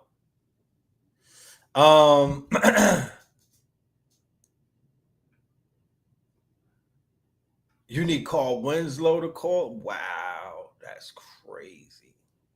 That's crazy. Fat Joe is, yo, you heard that shit? Man, Fat Joe is a serial glizzer. I'm not watching that podcast. The fuck, him and Jada. I'm trying to save Jada. What's going on with Jada Kiss? What type of blackmail do Fat Joe got on Jada Kiss that he made that nigga do a podcast with him in the middle of a cancel campaign where niggas is literally getting taking Fat Joe up out of here? That's crazy. You know? One more video from my good brothers at Grits and Eggs. One more video, y'all. The game is rigged in your favor. It's easy. What do I have to lose? It's easy to be an ally when you know that the game is rigged in your favor. It's easy. What do I have to lose? Got a couple black friends. I look cool on the internet. Mm-hmm. No, these lapdog ass niggas is tail wagging, ready for a white person to give them some fucking approval. Mm. Yeah, come on over. You're invited to the cookout. Come on over. Yeah, gingers are actually black people. Come on over. You fucking lapdog ass niggas. Tail wagging, tongue out. Ready for... Yeah, who started all of this ginger is black shit? Like, what the fuck is that about, bro? God damn. Some fucking white approval. You niggas make me sick, man. Niggas make me sick, bro. You just lost your fucking mind. bending over backwards trying to kiss white folks' ass every day. I'm not arguing no goddamn racist. I already know you racist. I don't need to change your mind. I need to change my actions. Niggas just worry about being cool. Fuck that cool shit. Get on code. You out here trying to be cool. You want kumbaya ass shit. Everybody needs to just, can't we all just get along? And Ronnie can't get his ass whooping their ass. Can we get along? Them days over, man. Go ahead and pack that shit up. It's my guy right there. It's my guy. I think that's the best podcast out right now, in my humble opinion, just to speak to my quote unquote, you know, my mind state and my worldview, you know, grits and eggs, that they do it for me right now. I really don't got to look at much else. There's another one, though, that I saw where 19 Keys was on it. It was a group of brothers, and that shit was lit, too. So, yeah, shout out to everyone who is standing on business and speaking truth to this weak-ass power. Where could we see his podcast? Go to the search and put Grits and Eggs. Easy to be an ally when you know that the game is rigged in your favor. It's right? Put Grits and Eggs podcast and it will come up. You dig? Put Grits and Eggs podcast and it will come up. Yeah, all of that ginger shit, white people with ginger hair. Nigga, if y'all don't stop this stupid shit, if y'all don't stop this bullshit, y'all just walked out of Sinners where the Irish dude was the fucking vampire, and then they're like, yeah, ginger people are black, literally inviting them into the juke joint. If y'all don't stop it, yeah, shout out to Doggy Diamonds. If y'all don't stop it with the BS, bro, like, god damn, yeah, get on code. What fucking code are y'all on? What code are y'all on? We don't need no ginger allies, nigga. How about that? The fuck? We don't need no fucking ginger allies, nigga. They out there dyeing their hair blonde any fucking way. Like, we're good. Keep that shit over there. For real. Y'all got some growing to do. Shit crazy. But that whole Irish is black, they lost that a minute. They lost that when they decided to be white. Fuck out of here. The Irish lost that black card when they start playing lapdog for these crackers and became the police. Let's be clear. They lost their privilege. So I'm not about to give them no privilege. I'm not about to invite them nowhere, and I don't want to be around them. There's nothing that they could do for me. Fuck Rory and all of the gingers. The fuck? Yeah. Now we on that topic. Malcolm X turns 100, my nigga. Malcolm X turns 100. The same person that was trying to help us with the bullshit. Okay? Even though he acknowledged the Europeans with their colorful eyes and shit, but he wasn't trying to get in bed with them. He wasn't trying to invite them to the barbecue.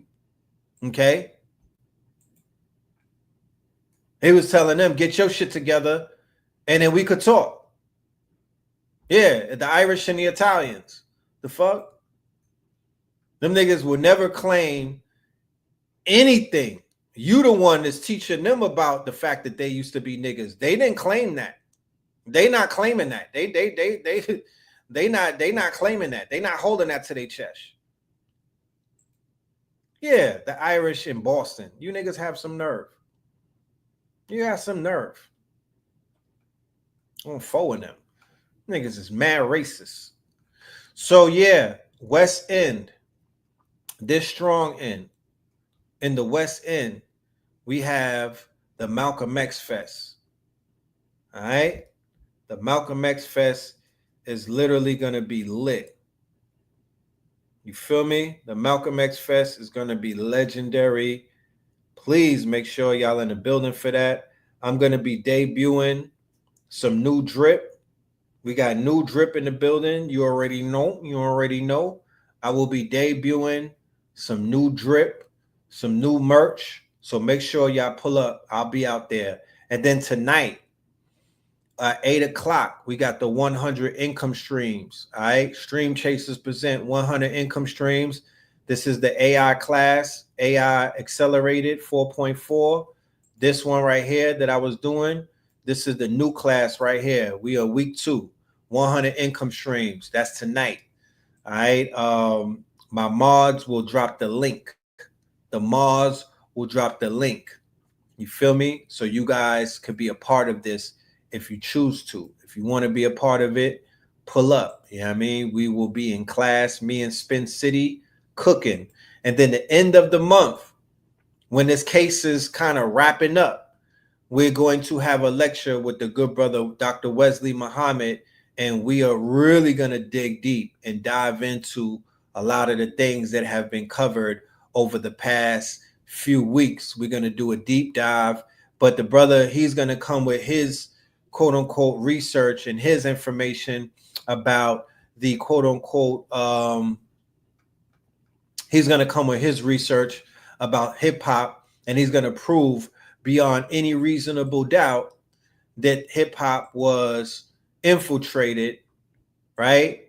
Manipulated and taken over by forces and people and oligarchs who do not have us in their favor, don't look like us, and not a part of our nation, ain't a part of our national. They don't got nothing to do with us. These are the people who Donald Trump currently is shitting on, the Zionists. So I live in this what if world. Malcolm X is 100 and whatnot. And, you know, when I see the brother Ibrahim Traore, I live in my mind. I live in my imagination. And in my imagination, you know, I have a what if type of scenario. That what if Malcolm X never left Africa? What if El Malik Shabazz never left the continent? Do you know he wouldn't have been killed? Because he got murdered and assassinated shortly after he left the continent.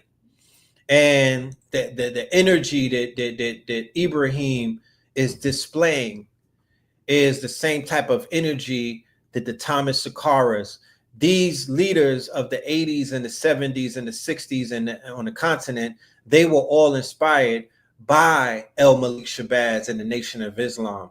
They were inspired by the civil rights and the Black Power movements. They were inspired by Bob Marley's music, revolutionary music and whatnot.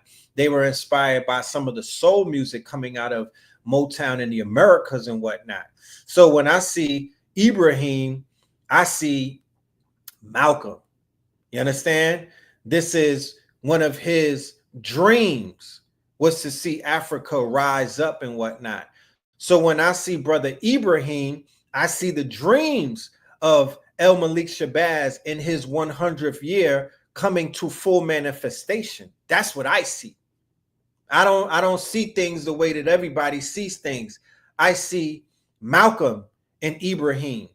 You understand? That's who I see. I see Malcolm and Thomas Sankara.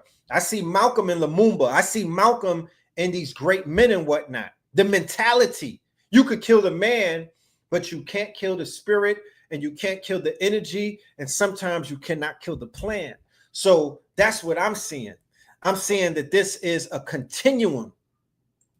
This is a continuum of the teachings of Malcolm X, right? By way of the nation and whatnot. You know what I'm talking about? Because we cannot exclude the nation and their influence on Detroit Red when we speak about El Malik Shabazz or Malcolm X, even if they fell out. You know what I'm talking about? Even if they fell out, that does not take away their quote unquote fingerprints off of our good brother. It's still there. You can't remove it because of how you feel. Fuck your feelings. The truth is the truth.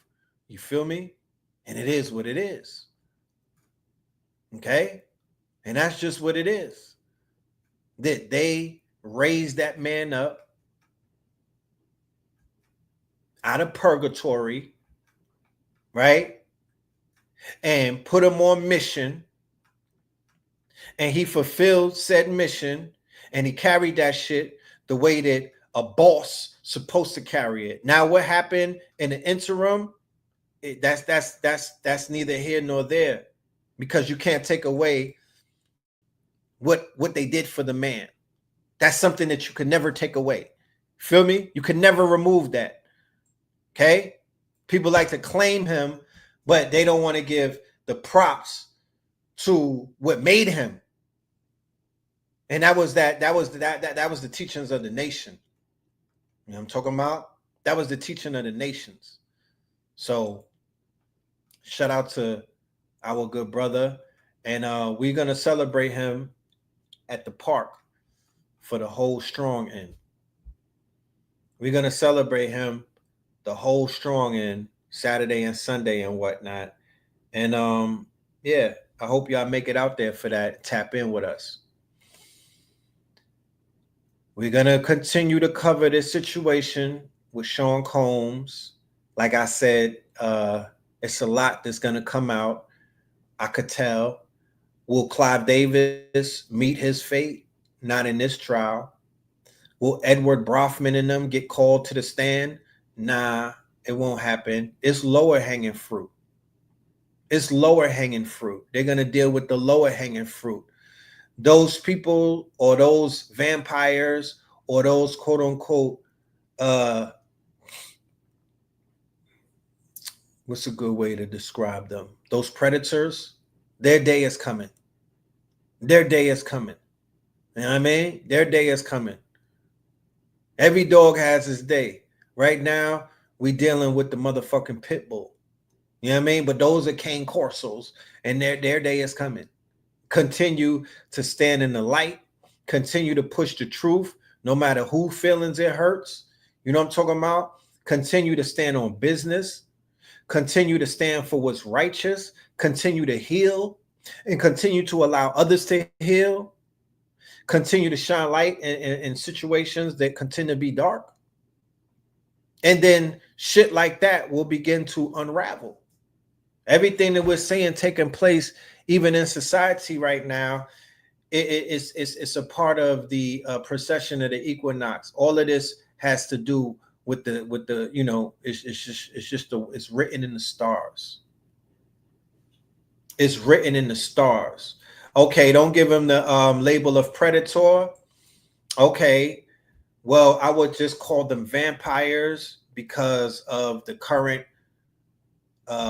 you know, we kind of understand based off of the movie just came out, the description of what a vampire is, how they move, and what their purpose is, right?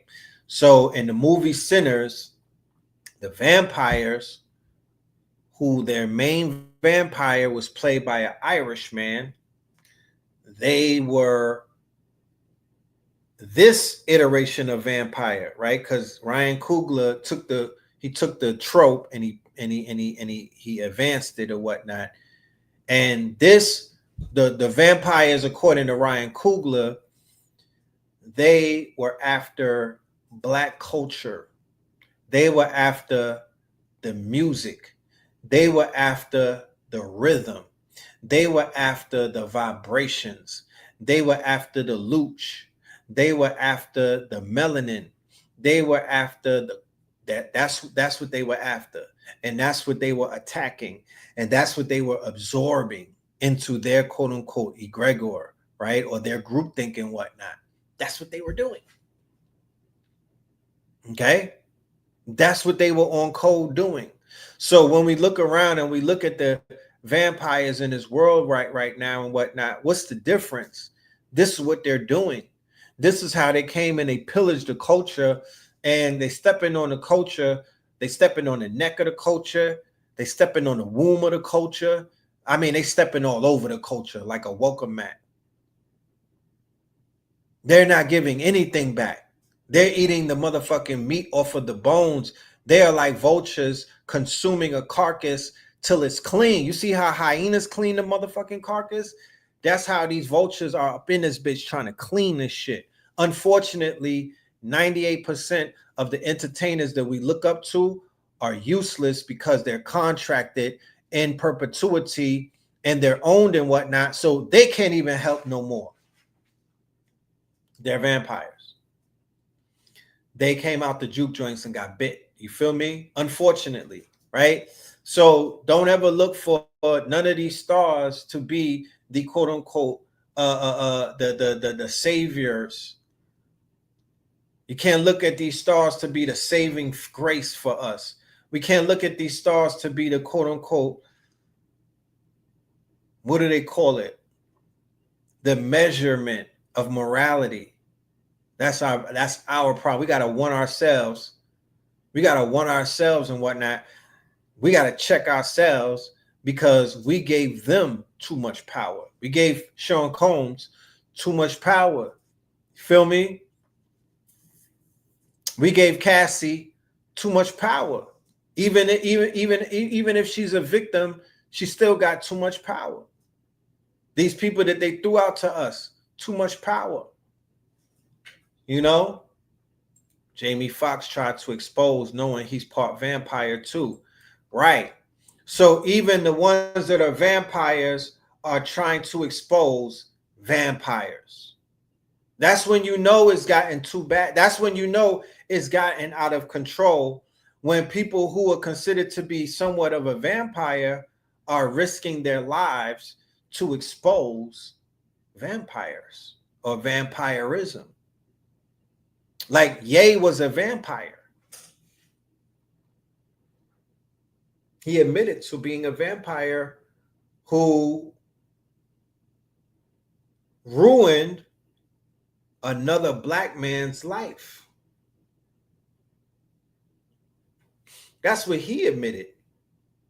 He admitted to vampiring his younger cousin. Is that right? Is that facts or nah? Right? So his camaraderie with Sean Combs is not far-fetched. I'm sure he's in one of those tapes easily.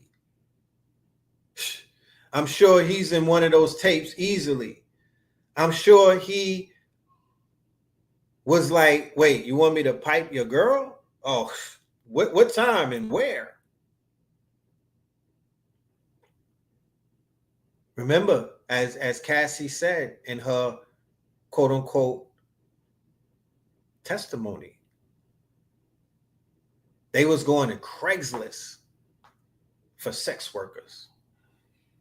They were going to Craigslist to get strangers to come and pipe. He wasn't calling up, yo, D-Rock. He wasn't calling up industry niggas. He wasn't calling up his homies. He wasn't calling up, yo, niggas in Mount Vernon at the juice bar. Come and get some. He wasn't doing that. He was going to get strangers. And the nigga said he had a do-rag, he had a bandana on his face like you wouldn't know it's him. Like, what the helly? You're getting strangers from Craigslist to pipe your whiz? And you got on a bandana to hide your likeness? And your face might be the most likeliest face in the fucking world? Nigga, drugs. What did Rick James say? Cocaine is a hell of a drug, niggas. That ecstasy, whatever the fuck they was on, that Molly water, whatever they was on, it was a hell of a drug. These niggas was on Backpage. This is P. Diddy, who's a billionaire, by the way. Maybe not then, but this is Mr. Take That, Take That. This is the most visible, quote unquote, biggest star in black media. This is the nigga who pushed black excellence on our people, y'all. On Craigslist? Nigga, on Craigslist? I mean, are you dumb? The fuck? That's when you know desperation is a motherfucker. Fam, you could have called Fabulous up or somebody. Craigslist? So there's the Craigslist crowd, but they're going to get into the celebrity crowd afterwards. They're dealing with the unknown niggas on Backpage and Craigslist. These are the male, you know, one of the niggas' name was Punisher, right? That's them niggas. These are the unknown sex workers. They got known sex workers, y'all. There's known sex workers. Let's be clear. They just didn't get to them yet. There are known sex workers that they're going to reveal. So I pray for all of you sex workers out there. A little bit of Florida water for y'all. You know what I'm talking about? A little bit of, gotta burn a little bit of, gotta smudge you niggas. Gotta burn some sage for y'all. Dangerous game y'all playing. Dangerous fucking game y'all playing. You know what I'm saying? Better you than me. Dangerous game y'all playing. You know, like I say, I'm not judging you, but I'm smudging you. And I'm hard on that shit on this show. You know I'm hard on that shit. Feel me? I'm hard on the whole thing because it takes two. I'm hard on. I constantly come on the show and I speak down to it because I know about the pain and whatnot. I told y'all don't watch every show, but I told y'all there was a show that I talked about. The year was 1999. I'm in Atlanta. I'm at 112, the club. This is my boosting era, right? This is during the boosting era where we were getting cotton reparations, right, from Lenox Mall. And we outside of 112. No, matter of fact, this is 2000. Yeah, this is 2000. And no, this is not the astrology stripper. That's a whole nother story. The stripper from Magic City that put me on to astrology. That's another story. This story is about Iceberg. This was a pimp that I met named Iceberg, and he looked like Tupac Shakur, and they used to call a nigga Bishop, right? They used to call, no, this was twin. This was twin era. They used to call him Bishop. So Bishop wanted to buy some Iceberg. He wanted to buy some stuff from us. So it was me and my nigga Hard Bottoms, right? So Bishop was like, yo, come to my, you know, we was outside of 112 and we was chilling and we was smoking and everything. And this was when something called Blueberry came out. Blueberry was a exotic weed. This was 2000. Remember, it's 2025, 25 years ago. So Blueberry had first came out, right? So we blow in the Blueberry and he like, damn, what is this? We like, yeah, my nigga got that. You want it? He like, yo, I need some of this. This shit smoke crazy. So he like, yo, I'm going in my hotel room, right? If y'all got the clothes, meet me over there and bring the Blueberry. So we like, cool. We pulled up. We had the Blueberry on deck, right? And he's in his hotel room and he's chilling. We bring the clothes and whatnot. Then he get a knock. He get a phone call. He in the bathroom. He get a phone call. He like, what? Wait, what? The fuck you mean? Yo, come over here. Get in the cab. Just come over here right now. So I'm like, you know, I'm not being nosy and whatnot, but I can't help, you know, because of course I'm a Brooklyn nigga. So all of my senses are on. All of my senses is turned on. You know what I mean? You can't line a New Yorker up that easy. You can't line, you know what I mean? So of course we checking to see if there's any plays going on, but he didn't give us that type of vibe and whatnot. And to be honest with you, you know, he wouldn't, I don't think he was a pimp. You know what I mean? Back in those days, we remember this is 2000 in Atlanta. The grimy shit that's in Atlanta wasn't in Atlanta the way it is now. So if somebody said that they was something, 9 times out of 10 that's what they was on. It wasn't like he was playing a pimp and then he was setting niggas up. He was strictly on his pimp shit, because as a pimp, you know, you don't want to mess up. You know what I mean? Because you outside, you could get you line somebody up, nigga. You a target. You can't go to 112 no more. Anyway, the door, he get a knock on the door. A little frail girl comes inside of the hotel room. He brings her to the bathroom, right? He closes the door. I hear them talking for like 10 minutes. She comes out and she's visibly upset, right? She goes back in the bathroom, washes up, and then leaves. So then I'm like, damn. I'm like, you know, no, not to be nosy or nothing, but what the fuck just happened? He says, this bitch that I just bagged a few days ago from Greyhound, who's working for me, just got stuck up or held up at gunpoint from a John, and they took her money and almost unalived her. So I'm looking at hard bottoms and I'm like, remember, this is not our game. I'm not in the pimp game. I never been in it. I never wanted to be in it. I'm in the cotton reparations game. So this is out of our leagues and whatnot. We looking at each other like, what the fuck? What the hell? Like, we witnessed some shit that we never witnessed before. So then we said to him, so he was like, so what did you just tell her? He said, I told that bitch get back outside and make my money back. God damn. It was that very moment. It was that very moment, y'all. I done read Iceberg Slim books. You know, I read about the pimp game from the books and whatnot, but I never was in a room with a pimp like that. And it was in that moment where I was like, yo, I hate these niggas. Like, I hate these niggas. This is the lowest form of human being in front of me right now, fam.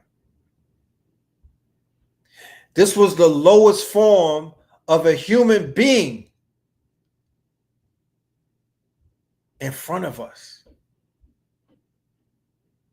Now, we not no grimy niggas, but we definitely was thinking about lining them up because, you know, at that point, you lose all respect and you lose all safety. You lose covering at that point. Like I might have seen him one time after that, but I couldn't stand to look at that nigga after that, bro.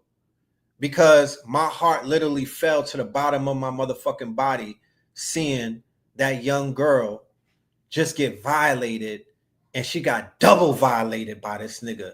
And the way that she was shaking, the fear was all over her. I'm like, come on, fam. This is what y'all do? Yeah, she was black. I'm like, this what y'all do? This is literally your life. This is how you eat, my nigga. This is how you eat. To see it in real life is different than to read it in the book. I'm going to just leave it at that. I'm going to just leave it at that. So this taking advantage of women, this making women sell their bodies and everything to these fucking strangers, you know, I'm heavy-handed when it comes to talking about that shit because I draw from that one place of pain. And that's not the only place. I'm going to keep it a buck. That's not the only place. You feel me? That ain't the only place. But that's one of the places that I draw from when I be like, yo, this shit is not it's not a career choice. And we need to get off of being comfortable and awarding or rewarding people or comforting people or coddling them when they like, yeah, that's just my career option. How, Sway? How? That's unacceptable. I don't give a fuck how old that religion is. Or how, you know, that's the oldest profession in the, I don't give a fuck what you talking about. My nigga, that's unacceptable. If you could sit through that trial and listen to that lady talk about getting whatever was going on with her, whether she was with it or not, right? Whether she was with it or not. Once again, not to play all. I'm a Scorpion, so I can't get on here and be all like I'm Mary Poppins and everything. But there's a limit that we have to draw. Where's the line? When do we say enough is enough? Where do we draw the line at? Because if there's no line, y'all gonna be on P. Diddy time. If you can't draw the line, you might as well put yourself on that stand, because you gonna wind up doing some P. Diddy shit later on. You get with the right freak and whatnot, nigga. You gonna be, yo, let me get some jism and rub it on my chest. That's the new shea butter. You know what I'm talking about? That's the new shea butter. So Malcolm X was a pimp. Detroit Red was a pimp. He said a pimp is worse than any drug dealer. What are we talking about? What do we like? We cannot moving forward for the uninitiated and for the initiated. We cannot support that. We cannot uplift that. We cannot be on the line somewhere and say, I can't, because there's conscious prostitution going on. I'm not blowing up nobody's spot, but it is. It is. There's girls, there's women in the conscious community.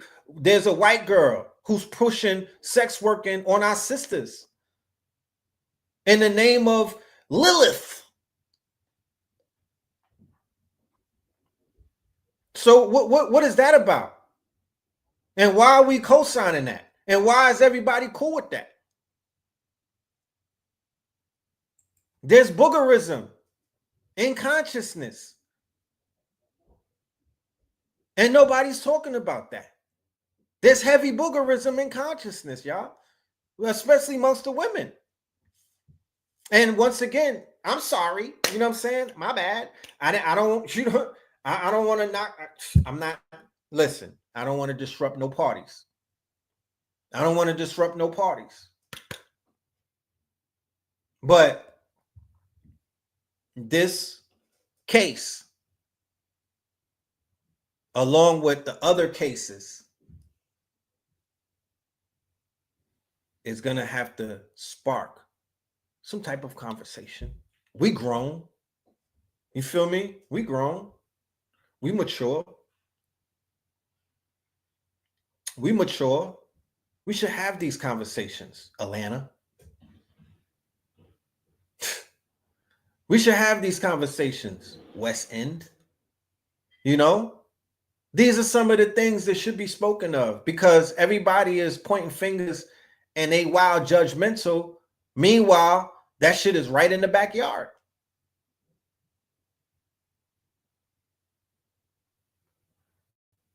You know?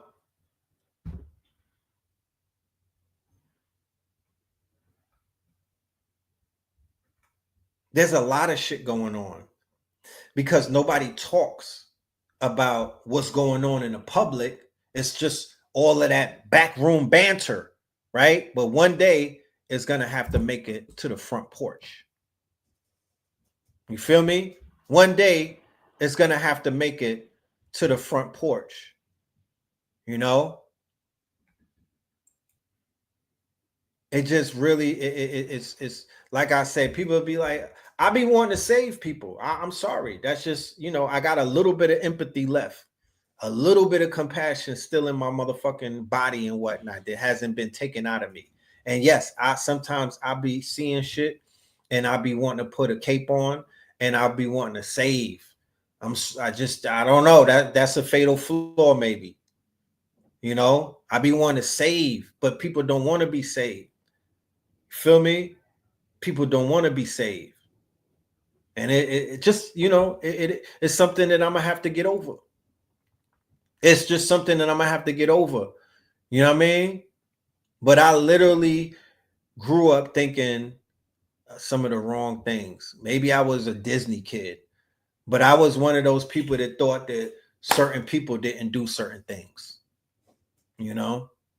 I was one of those people that just thought certain people didn't do certain things, and that might be a quote unquote immature mentality. But yeah, you know, I quickly got reminded, nigga, you need to wake the fuck up, get out of fantasy land, and you can't save what don't want to be saved. So you know, it is what it is. You know what I mean? I'm sending love and light to all of my sisters who've been through very traumatic experiences with these savages and whatnot. I'm sending love and light to my brothers who've been out here who got violated and traumatized by some of these savages and whatnot. Love and light to all people who are going through the healing process of collecting themselves and repairing themselves and putting themselves back together because you were in close proximity to a monster of all genders, of both genders, my nigga, and the third gender as well. You know what I'm talking about? Because we're not just going to keep this shit on in one direction. It goes in both directions. You know what I'm talking about? It goes to both directions. So for the people that's dealing with what they dealing with and whatnot, you know, keep healing. Use these quote unquote public displays of exposure, right? Use these public displays of exposure as a healing modality rather than making it trigger you and whatnot. I did not speak about YG. I didn't even watch the video, but I heard that he made a song where he was talking about his abuse. He killed Drakeo the Ruler, so I can't listen. He can't really say. I'm not on YG. I don't give a fuck about much. Well, what he said, he took someone's life. You know, and that's to me, that's when you take a life, it's different for me. It's a little different for me. Like you got to do a lot of redeeming. You know what I mean? He took somebody's life. You know, but shout out to everybody. We not throwing nobody away. We not throwing nobody away. We not putting nobody on the cross. You know, the freaks like Diddy, not the freaks, the monsters. Because the freaks are out. We got freaks. We not judging freaks. Freak is a freak. You know what I mean? A freak is a freak. It is what it is. I met some cool ass freaks. The monsters, though. The monsters, the vampires. Those are the ones you got to keep your eye on. And those are the ones that have to quote unquote face either redemption or retribution. What is it going to be? Redemption or retribution? Are you going to redeem yourself or are you going to face retribution? Was P. Diddy trying to redeem himself by calling himself Brother Love? Because brother. The brother don't love, you know?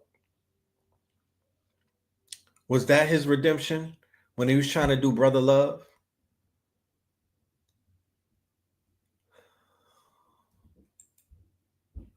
Indigo Key Wisdom says yes.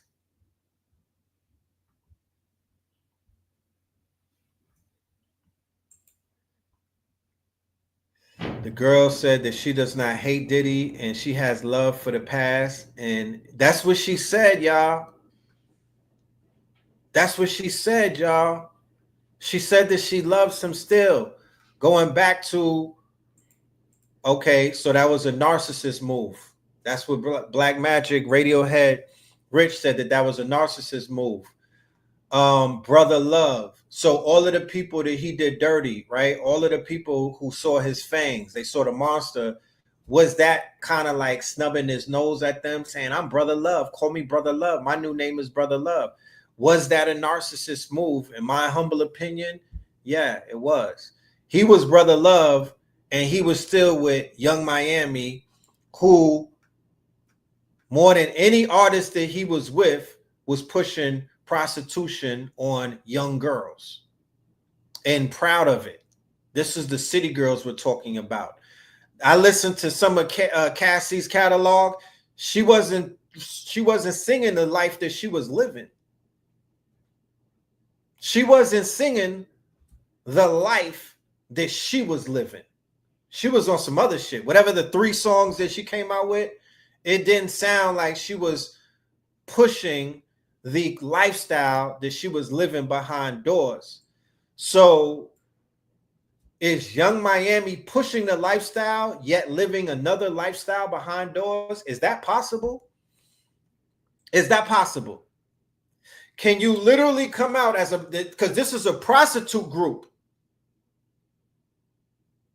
That's what the City Girls is. Let's be clear. When women adapted the mentality, and when women adapted the look of a city girl, when women adapted the ethos of a city girl, that's when they started showing up to Benihana's with underwear on.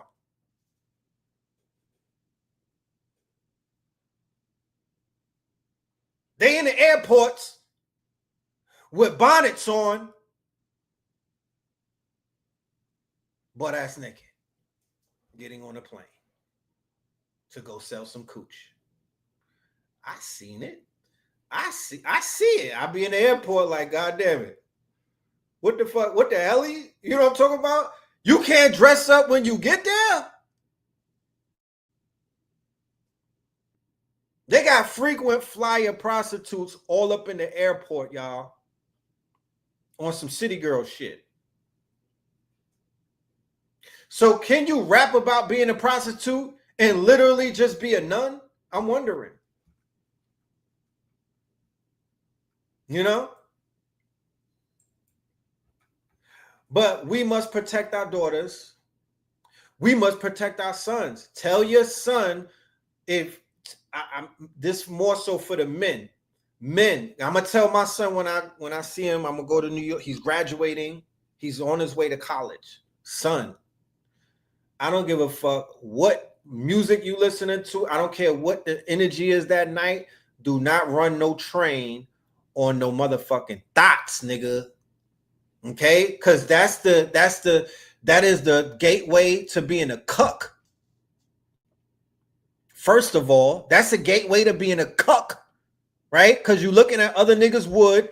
I mean, theoretically, if you watch pornography, you're looking at another nigga's wood. You are P. Diddy, but we'll talk about that another day. Don't be a part of no type of jump offs where it's you and another man and a woman. It's gotten to that at this point. You can't have fun with these fun women anymore. That you nigga, he got a girl. He's good. You stay with her. It's a gateway to being a cuckold. If you out here running trains, and you could get persecuted and prosecuted for some shit like that 20 years from now. You feel me? Because the persecuted phallus is one of the most prominent things that we're seeing in society. Man, the black man especially, their proclivities are bringing them down.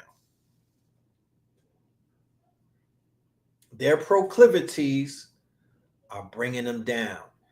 I think in this hypersexualized environment, we should use all of these cases as garlic and start practicing some type of discipline. Shout out to Brittany Rayner. Is that her name? Niggas got her in the bed sheets wrapped up. We should be practicing some form of sexual discipline, because in all of the spiritual practices, my nigga, all the way up to being a monk, that is all they talk about. That is all they talking about. That's any spiritual practice you talk about, they all talking about sexual discipline. Think about it. Right? Think about it. In order to make it through certain levels, you niggas want to chill in 4D. You niggas want to chill in 5D, talking a dragon language. Well, you got to stop playing with yourself. You got to start practicing what they call restraint. You got to start practicing restraint. You got to start fighting your lower self and stop losing that war. You got to be victorious, my nigga.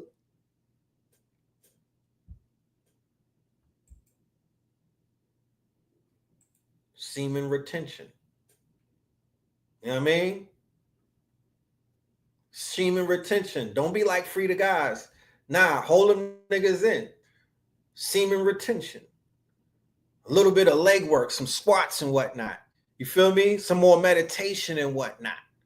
You know, because at the end of the day, they are washing up black men for the fact that we are stepping into the traps that they're setting. You know what I mean? They got society hypersexualized. They throwing all of this filth at us. The algorithms on TikTok and IG and all of that, they're pushing smut to us. You feel me? They're attacking us and our sensors and whatnot. Dopamine. They're going after our dopamine receptors and whatnot. This is planned, right? They're trying to demoralize us. They're trying to desensitize us. You feel me? They want us to become what we despise the most. They want, instead of bringing back the four heads of the devils, they want us to kiss the four heads of the devils and whatnot. That is something that society is doing. This is socio-economics, my nigga. This is planned. This is social engineering. So either you go in alignment with them or you resist it against all of your might. And if you ever manage to fall down, you get yourself back up and you dust yourself off and you motherfucking try again. You don't commit suicide. You don't slit your wrists. You don't jump off of a bridge. You don't cut your phallus off. You don't do none of these things. You don't go into depression. You don't do these things. You don't. You keep going on. You keep going on. Our people are suffering because they're losing the war. Men are killing themselves because they're losing the war to their lower selves, bro. Motherfuckers is on depression, on all type of barbiturates and pharmacopoeia and all kind of stuff because they cannot control their quote-unquote urges. So then when you can't control your urges, you put holes in your aura. And then what happens? You get more succubus, you get more incubus, you start hearing more voices, you start becoming susceptible to more entities and whatnot. Even when you're on the boomies and whatnot, if you don't know what you're doing, if you're not doing this ceremoniously, you're going to get taken over. You're going to get taken over. I'm seeing it happen, bro. People are getting possessed out here because they are barking up trees that are too tall for them. You feel better when you are able to resist something and you get past that storm than you do when you give into it. That is the basis of all of these spiritual teachings. You name it, I'll show you the passage in the motherfucking chapter when they're speaking specifically about that.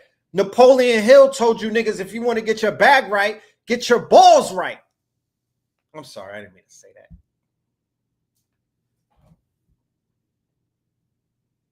You know?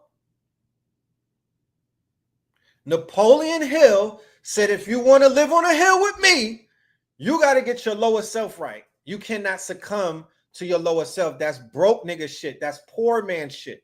You feel me? That's poverty, and that's the hell right there. And the lower self is the hell. And niggas is getting stuck in their lower hell and whatnot. And they got our women stuck in lower hell looking at white men pipe all day.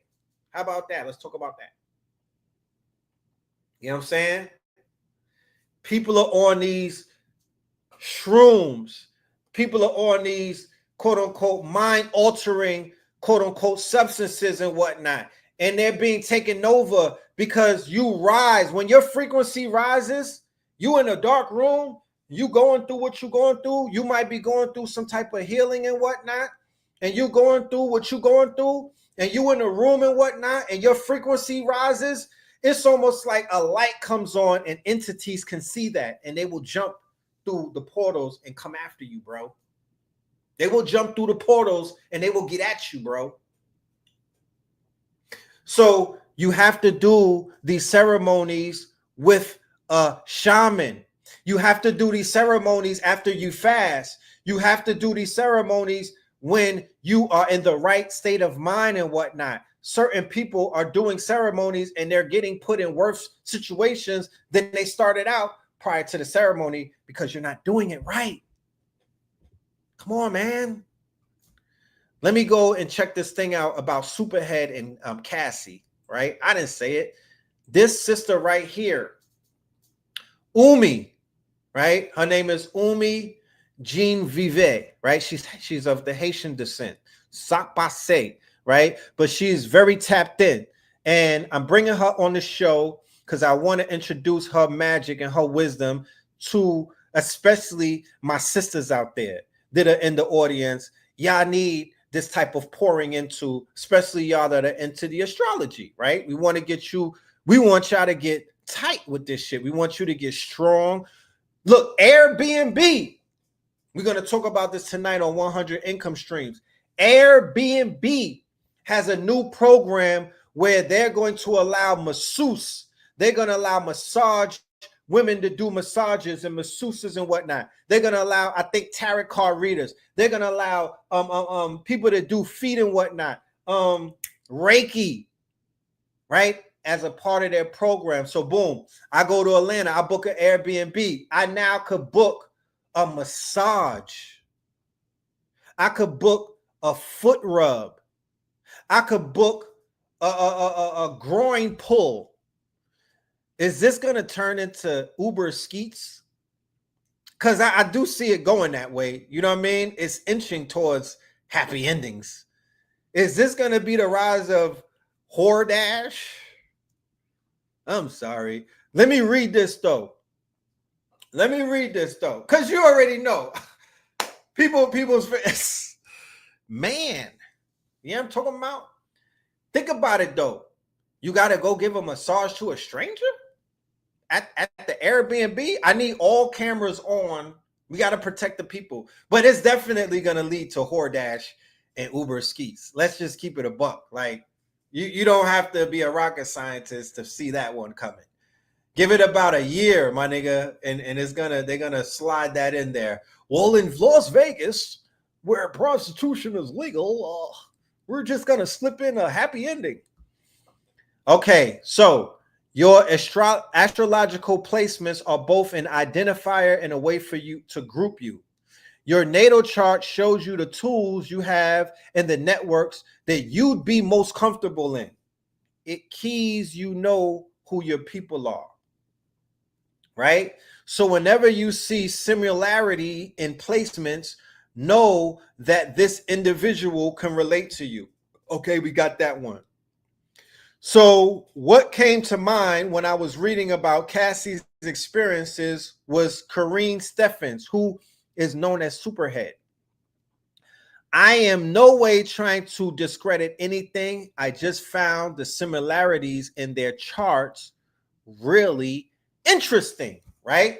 So once again, what is Red Pill doing? Red Pill is being responsible. Red Pill is using facts. Red Pill is using science.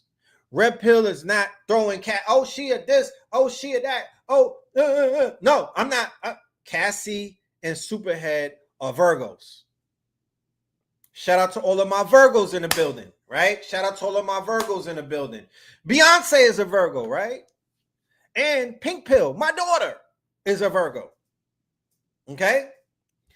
So let's read the article, right?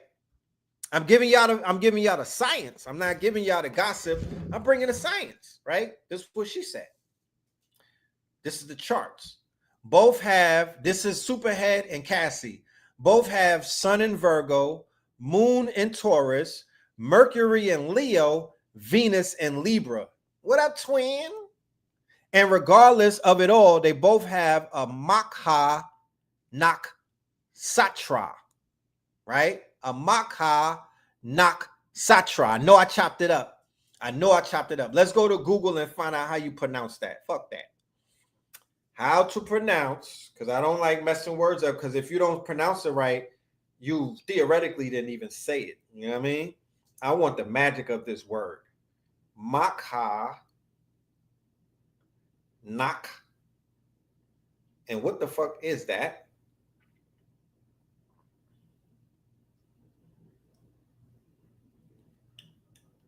This is how we pronounce the name. Maga. Maga. Maga. Nigga. Maga. Maga. I said nakshatra.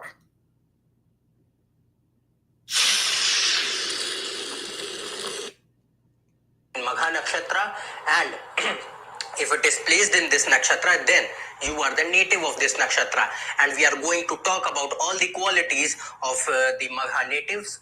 So let's start, and we are not going to talk about these things easily, and you will be able to learn about the nakshatra further in detail. Before knowing these things, these basic things, you can. All right, we back. Okay, so there's even similarities in how they entered the industry, right? This is interesting. They like twins. Both were quite young and dealing with the industry. Both were teenagers entering the industry. Cassie was 18 and Kareen was 17. Both met men who had a small influence that bridged them to very powerful men. For Kareen, it was Kool G Rap, and for Cassie, it was Ryan Leslie, right? So those were their stepping stones. They both wrote a book that generated millions that included the same man, Diddy. He definitely has karmic energy with them both, or anyone with these placements.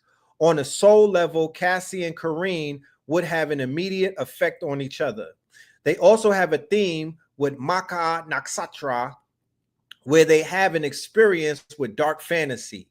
But something happens to them where it gets them in compromising situations, which makes them become a victim and then an advocate for their own sexualities, right? And she's showing me the girl from the spelling bee. Virgo placements in general are some of the kinkiest placements. Ow. They have such strong reservations about their physical bodies and touch. So this makes sex a very complex process for them. They can find themselves in situations that question their morals.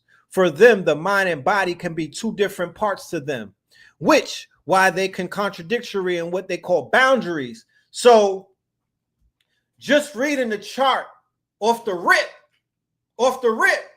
it shows me that fathers,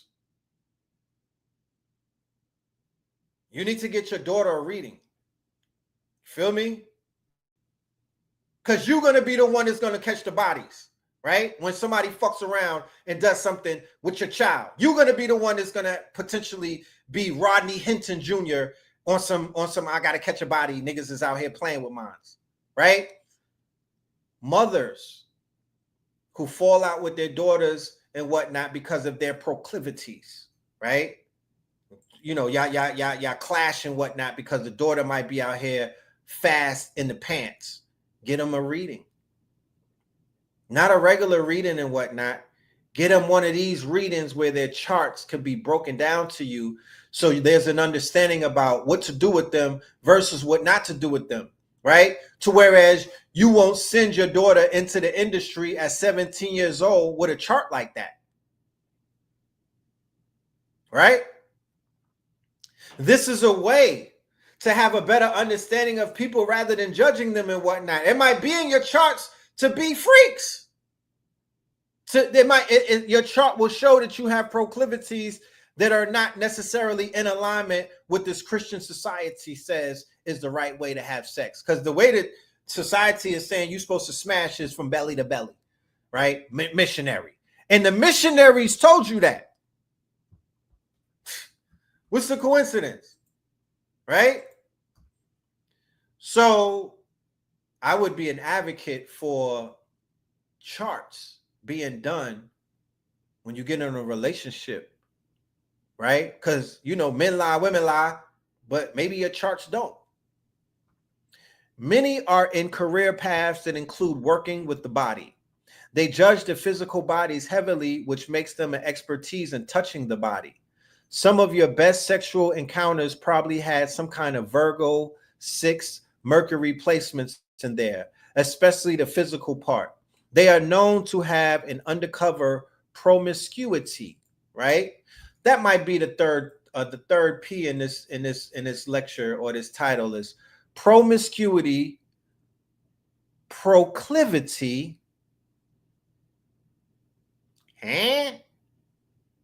promiscuities, proclivity, and P. Right? I'm gonna think about it. But we name our episodes as we go along. That way it's real. That way you know it's real. The karmic energy is Virgo energy, who are Makha, Nakshatra, and Vedic. It's to be careful of where the lines become blurred between sexual fantasy and sexual exploitation, since they are naturally an energy that practices servitude in all they do.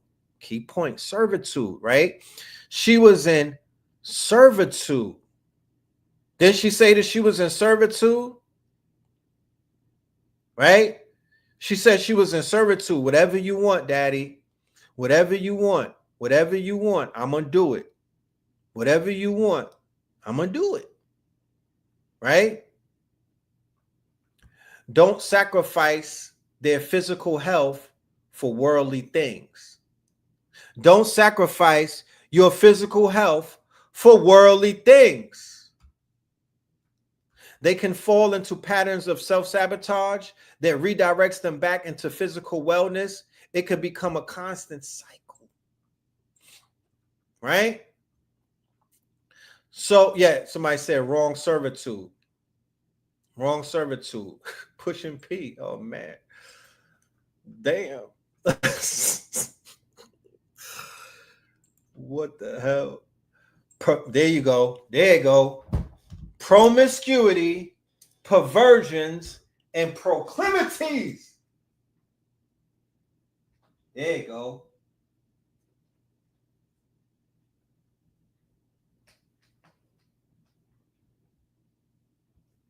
We all watched it. We was young niggas watching child porn. R. Kelly peeing on a little girl, right? In barbershops. Niggas was all grouped up watching it. You feel me? This was sickening. You feel me? It was sick. It was sick. What's going on with these men in the industry? What has happened to them? What has happened to them? One would only guess. They said that R. Kelly was abused. They say that chances are P. Diddy might have been abused as well. You know? That's what they said. So it's crazy. It's crazy. But I gotta go take a shower in a goddamn a spiritual bath, clean my soul. Diddy's mother, right? When it comes to the question as to when did something happen, or if something, or what was Diddy exposed to? No disrespect to nobody's Umi and whatnot. You feel me? No disrespect to nobody's Umi. We got to walk a fine line.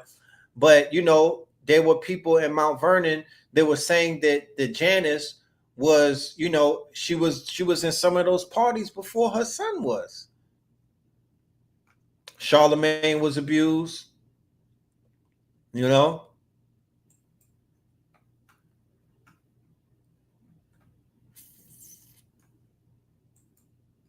His Umi was a freaky Roman.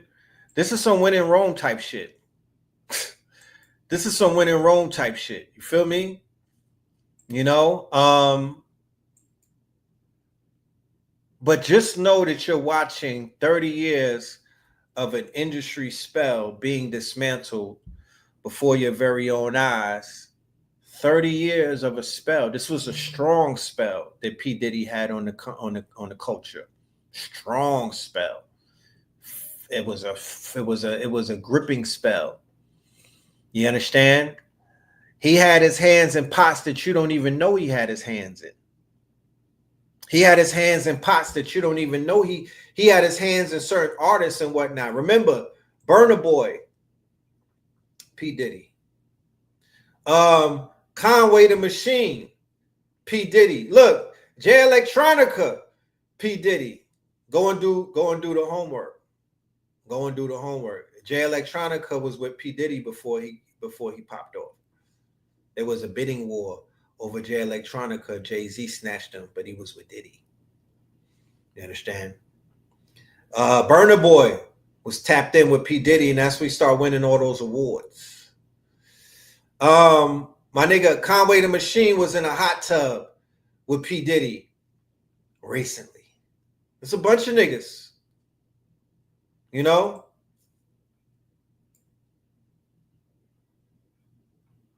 Travis Scott, Big Sean. He was in the beginning of a lot of these dudes' career, right? It's giving Remick. It's giving Remick. Mason Betha on the stand. Man, I'll live for that moment. I'll live for that moment. I want to, yeah, that's for TV right there. Yeah, we're not going to do no nip slander. You know what I mean? But we are going to look and see if this Lauren London shit hits the stands.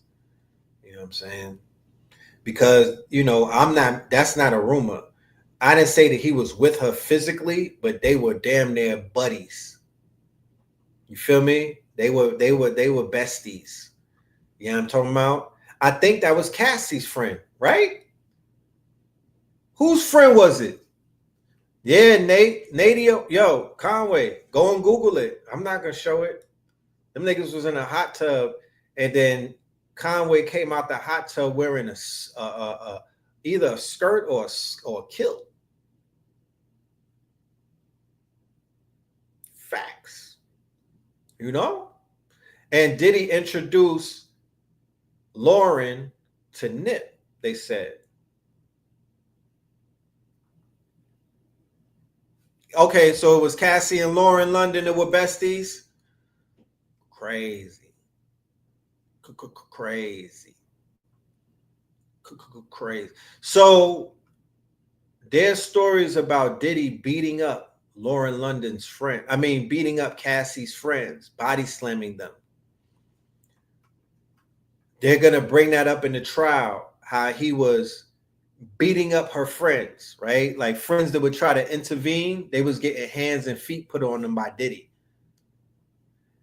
And for the ladies out there, when you become besties with another woman and whatnot, and you get friended up by another woman, do you share horror stories with your friend? If you're with the monster at that moment, do you share with your friends like, nah, this nigga's a monster, stay away from him, he's an op, right? This would even, you don't, you know, you cry on their shoulders and you confide in them.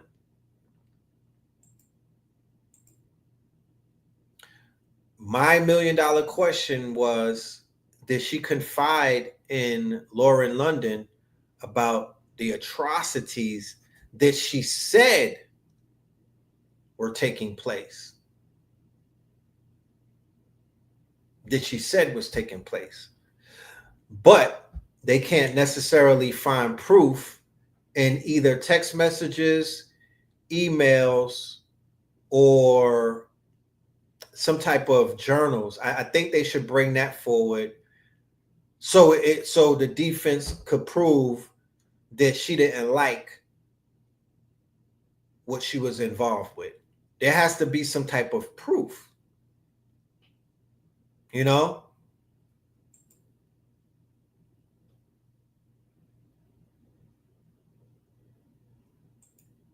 And when you confide in your friends, are your friends, should your friends be in those pictures with those people that you warned them about? I'm just kind of confused.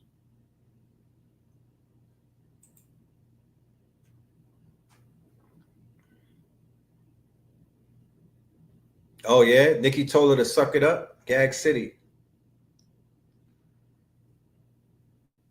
Yeah. A lot of eye-opening type of moments for our community to kind of like sit back and just ask ourselves, like, what are we training our women to do for men with money? Because you see all of the shows and whatnot. Because literally a few years ago, it was about 50 Shades of Grey. Remember that? Remember that wave, y'all? Women wanted BDSM. Remember the Rihanna video where she was tied up and gagged and whatnot?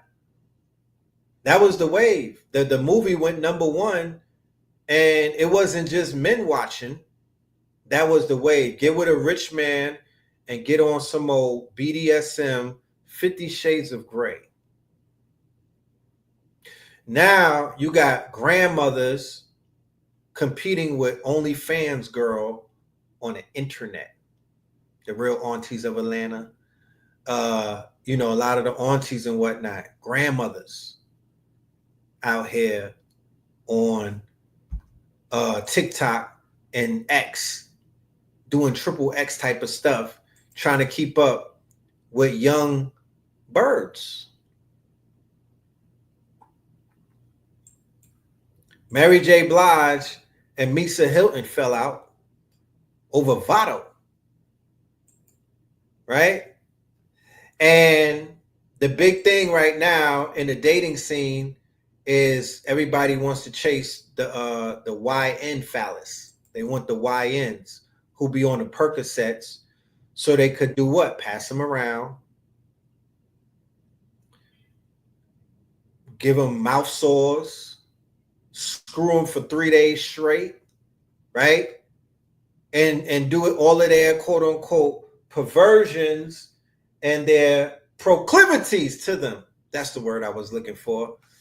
That's the new thing, right? You got older women, mothers, right? Mothers who got children that are of grown age pulling up to gas stations trying to get some YN wood, some honey packed wood, right? Sliding in the DMs. Look at the basketball players, the NBA players with their cougars, right? Not judging. I'm just pointing out certain things and whatnot. I'm just pointing out certain things and whatnot that I'm noticing in the culture that's going on unabashed. And it's also being, quote unquote, promoted by the same people who have fake outrage over Cassie's on the stand testimony. If they put any thought on the stand, if they put any call girl on the stand, if they put any escort on the stand, what the hell do you think those escorts will be talking about? What the hell? You think Cassie? You think her shit is a case that's by itself? You think the Cassie case is by itself? You think that's a standout case, especially in the music industry? Do you really think that?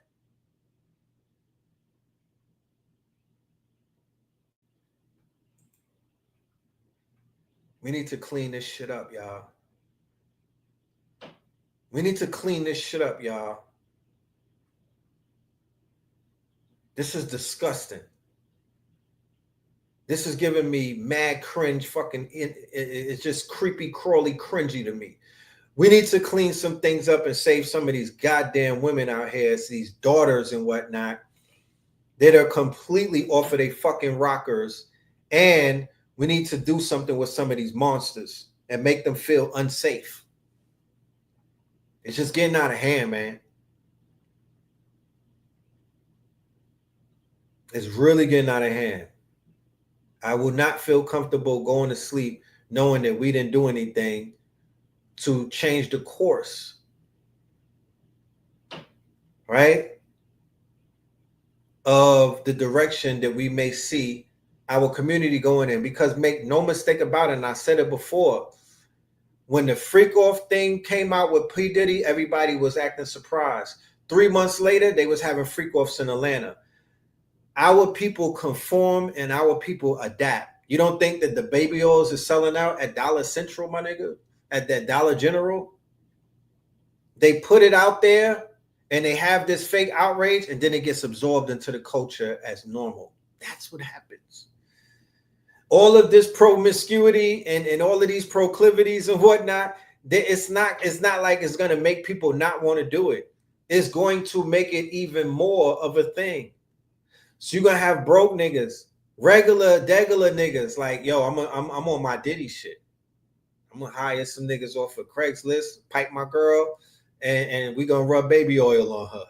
Instead of going to the Waldorf or Astoria and filling up a pool with baby oil, they're going to fill up a bathtub at Motel 6 and smoke some motherfucking K2 and get to piping. You know what I mean? Because our people are followers. We're not repelled by shit like that because our people are sick. All they're doing is feeding sick people ideas. That's all. That's why. So they just feeding a lot of sick people ideas.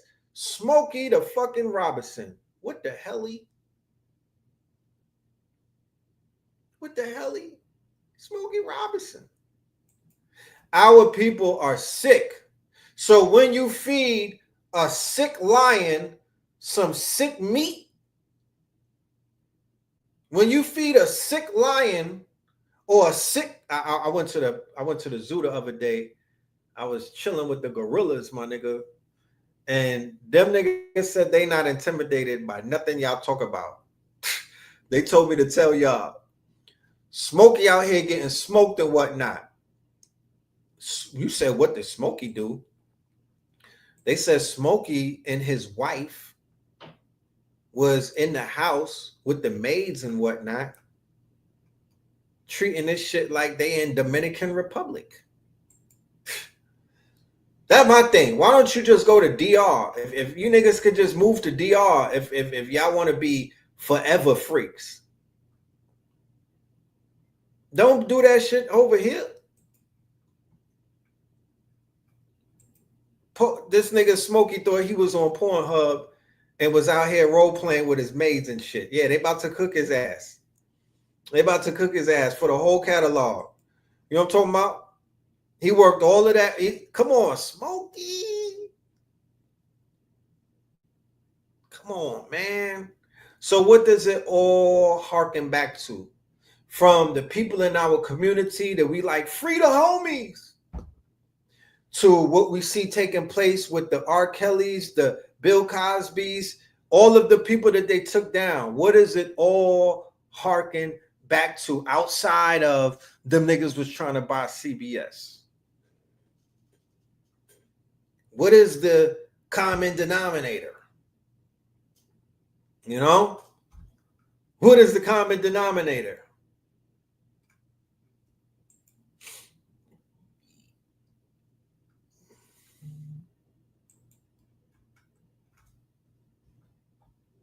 So I'll just leave it at that. Common denominator is a lack of discipline because of the influence of the colonizers. Of course, they play a big part in our men and our women being completely off of their motherfucking rockers. Feel me? We've become what we despise the most. When they integrated us into this burning house, when they integrated us into this sick ass system, when they integrated us and had us sit next to these perverted ass people and whatnot, we motherfucking lost our way. We lost our way. We was losing our way before that. We had predators in our quote unquote, we had monsters in our bloodlines. We had monsters in the family from going back in the days with the sex farms and whatnot. They was turning our people out. And Maryland, Baltimore, Maryland has the highest case of incest. Why is that? Because that's where the sex farms were at. They don't talk about that enough. They don't talk about the trauma. They don't talk about the epigenetics. They don't talk about the fucking spells that was put on us during those times and whatnot, and how it jumped from generation to generation. They don't talk about that. But they need to talk about the breeding farms, right? Google it. Baltimore, Maryland, the #1 in incest. Cousins with cousins and all type of shit. We need a fucking purge. So what am I bringing on the show? 2 things to play my part, because we all got work to do, right? 2 things. I'm bringing on somebody to deal with the deworming, the detoxing, the deworming, and what we will call the removal of parasites. That's what I'm going to bring on. Because at the end of the day, I feel like there's a parasite infestation in our community, whether it's through the cats. I don't know what the fuck. I think it's all post 2020, right? Post 2020. I think a lot of parasites, right? Microscopic parasites have come through a portal and they've taken over people and whatnot. And we need a mass parasite cleanse, because the parasites are trying to get the dopamine and the stimuli. It's the parasites that are addicted to the dopamine. It's the parasites that are addicted to the urges and the surges. It's the parasites that are addicted to these blue lights that are coming off of our screens. Some of this shit has attached to our reptilian brains. Some of this shit is attached to our spines. Some of this shit has attached to our bodies, our spiritual bodies and whatnot. And aren't the parasites demons? Well, ain't niggas on demon time? Ain't these women on demon times? She was a fairy. What a fatty. Oh, my daddy. And then after we talk about the parasite cleanse, I'm going to bring on a brother. I'm going to bring on some people who could help us with the healing aspect from a spiritual perspective. This will be a husband and wife. This will be both genders rather than it being imbalanced. I know I'm a man and whatnot, but I still have quote unquote teachers who are female women who can teach from the perspective of the healing, and they understand the healing that's needed and whatnot. I'm going to play my part. Okay? I'm going to play my part. You know, we're going to have on June the 28th, we're going to climb Stone Mountain. We're going to climb the Crystal Mountain. And we're going to heal on that mountain. We're going to use that mountain, that trip up the mountain, to do a little bit of healing. We're going to do a bit of networking. The brother Sharif was on Brother Rich channel last night, and he said some powerful shit. You know what I mean? And he was like, you know, because of the climate in society today, both because of politics and propaganda and other things, we need this more than we need anything. We need to gather, and we need to be amongst one another in the physical, and we need to talk. We need to be in one another's presence, and we need to get on that crystal and whatnot. We need to breathe. We need to stretch. We need to cry. We need to yell. We need some drums. We need to dance. We need it. And then we need to plan and strategize. and we're going to be all right. Don't worry about nothing. All of this shit is healing. All of this is ordained by the ancestors and the Most High and your spirit. All of it, from everything that you're witnessing, is all a window to heal. I hope the brother DDG, who I've been following on his campaign of streaming and everything, I think he's young and maybe a little immature, but I pray and I wish that he gets his son back. That is the most disheartening thing to witness as a father who has, I have parent anxiety as well. I hope he gets his son back. I hope that girl comes to a conclusion that her son, Halo, needs his father. These boys and these girls need their daddy, bro. So with that being said, is there a link for that? Well, it's free. The meeting at Stone Mountain is free. Y'all got the date. Y'all know the address. 6 a.m. sunrise, June 28th. Just meet us. It's free 99. Me and Blue Pill, we might have a juke joint party that night. We're thinking about having a juke joint party.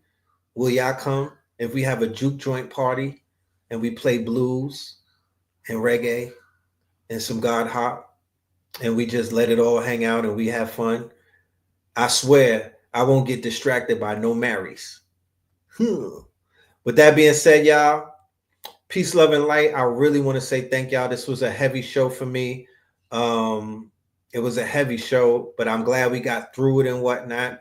I'm glad we got through this thing and we got through it calmly. I'm going to do a vibe check on the way out. Ladies and men, how do we handle this situation today? How do we handle it? Let me know in the chat. All right. And I'll catch y'all in class tonight. I need y'all to be in class, 100 income streams. Peace, love, and light, y'all.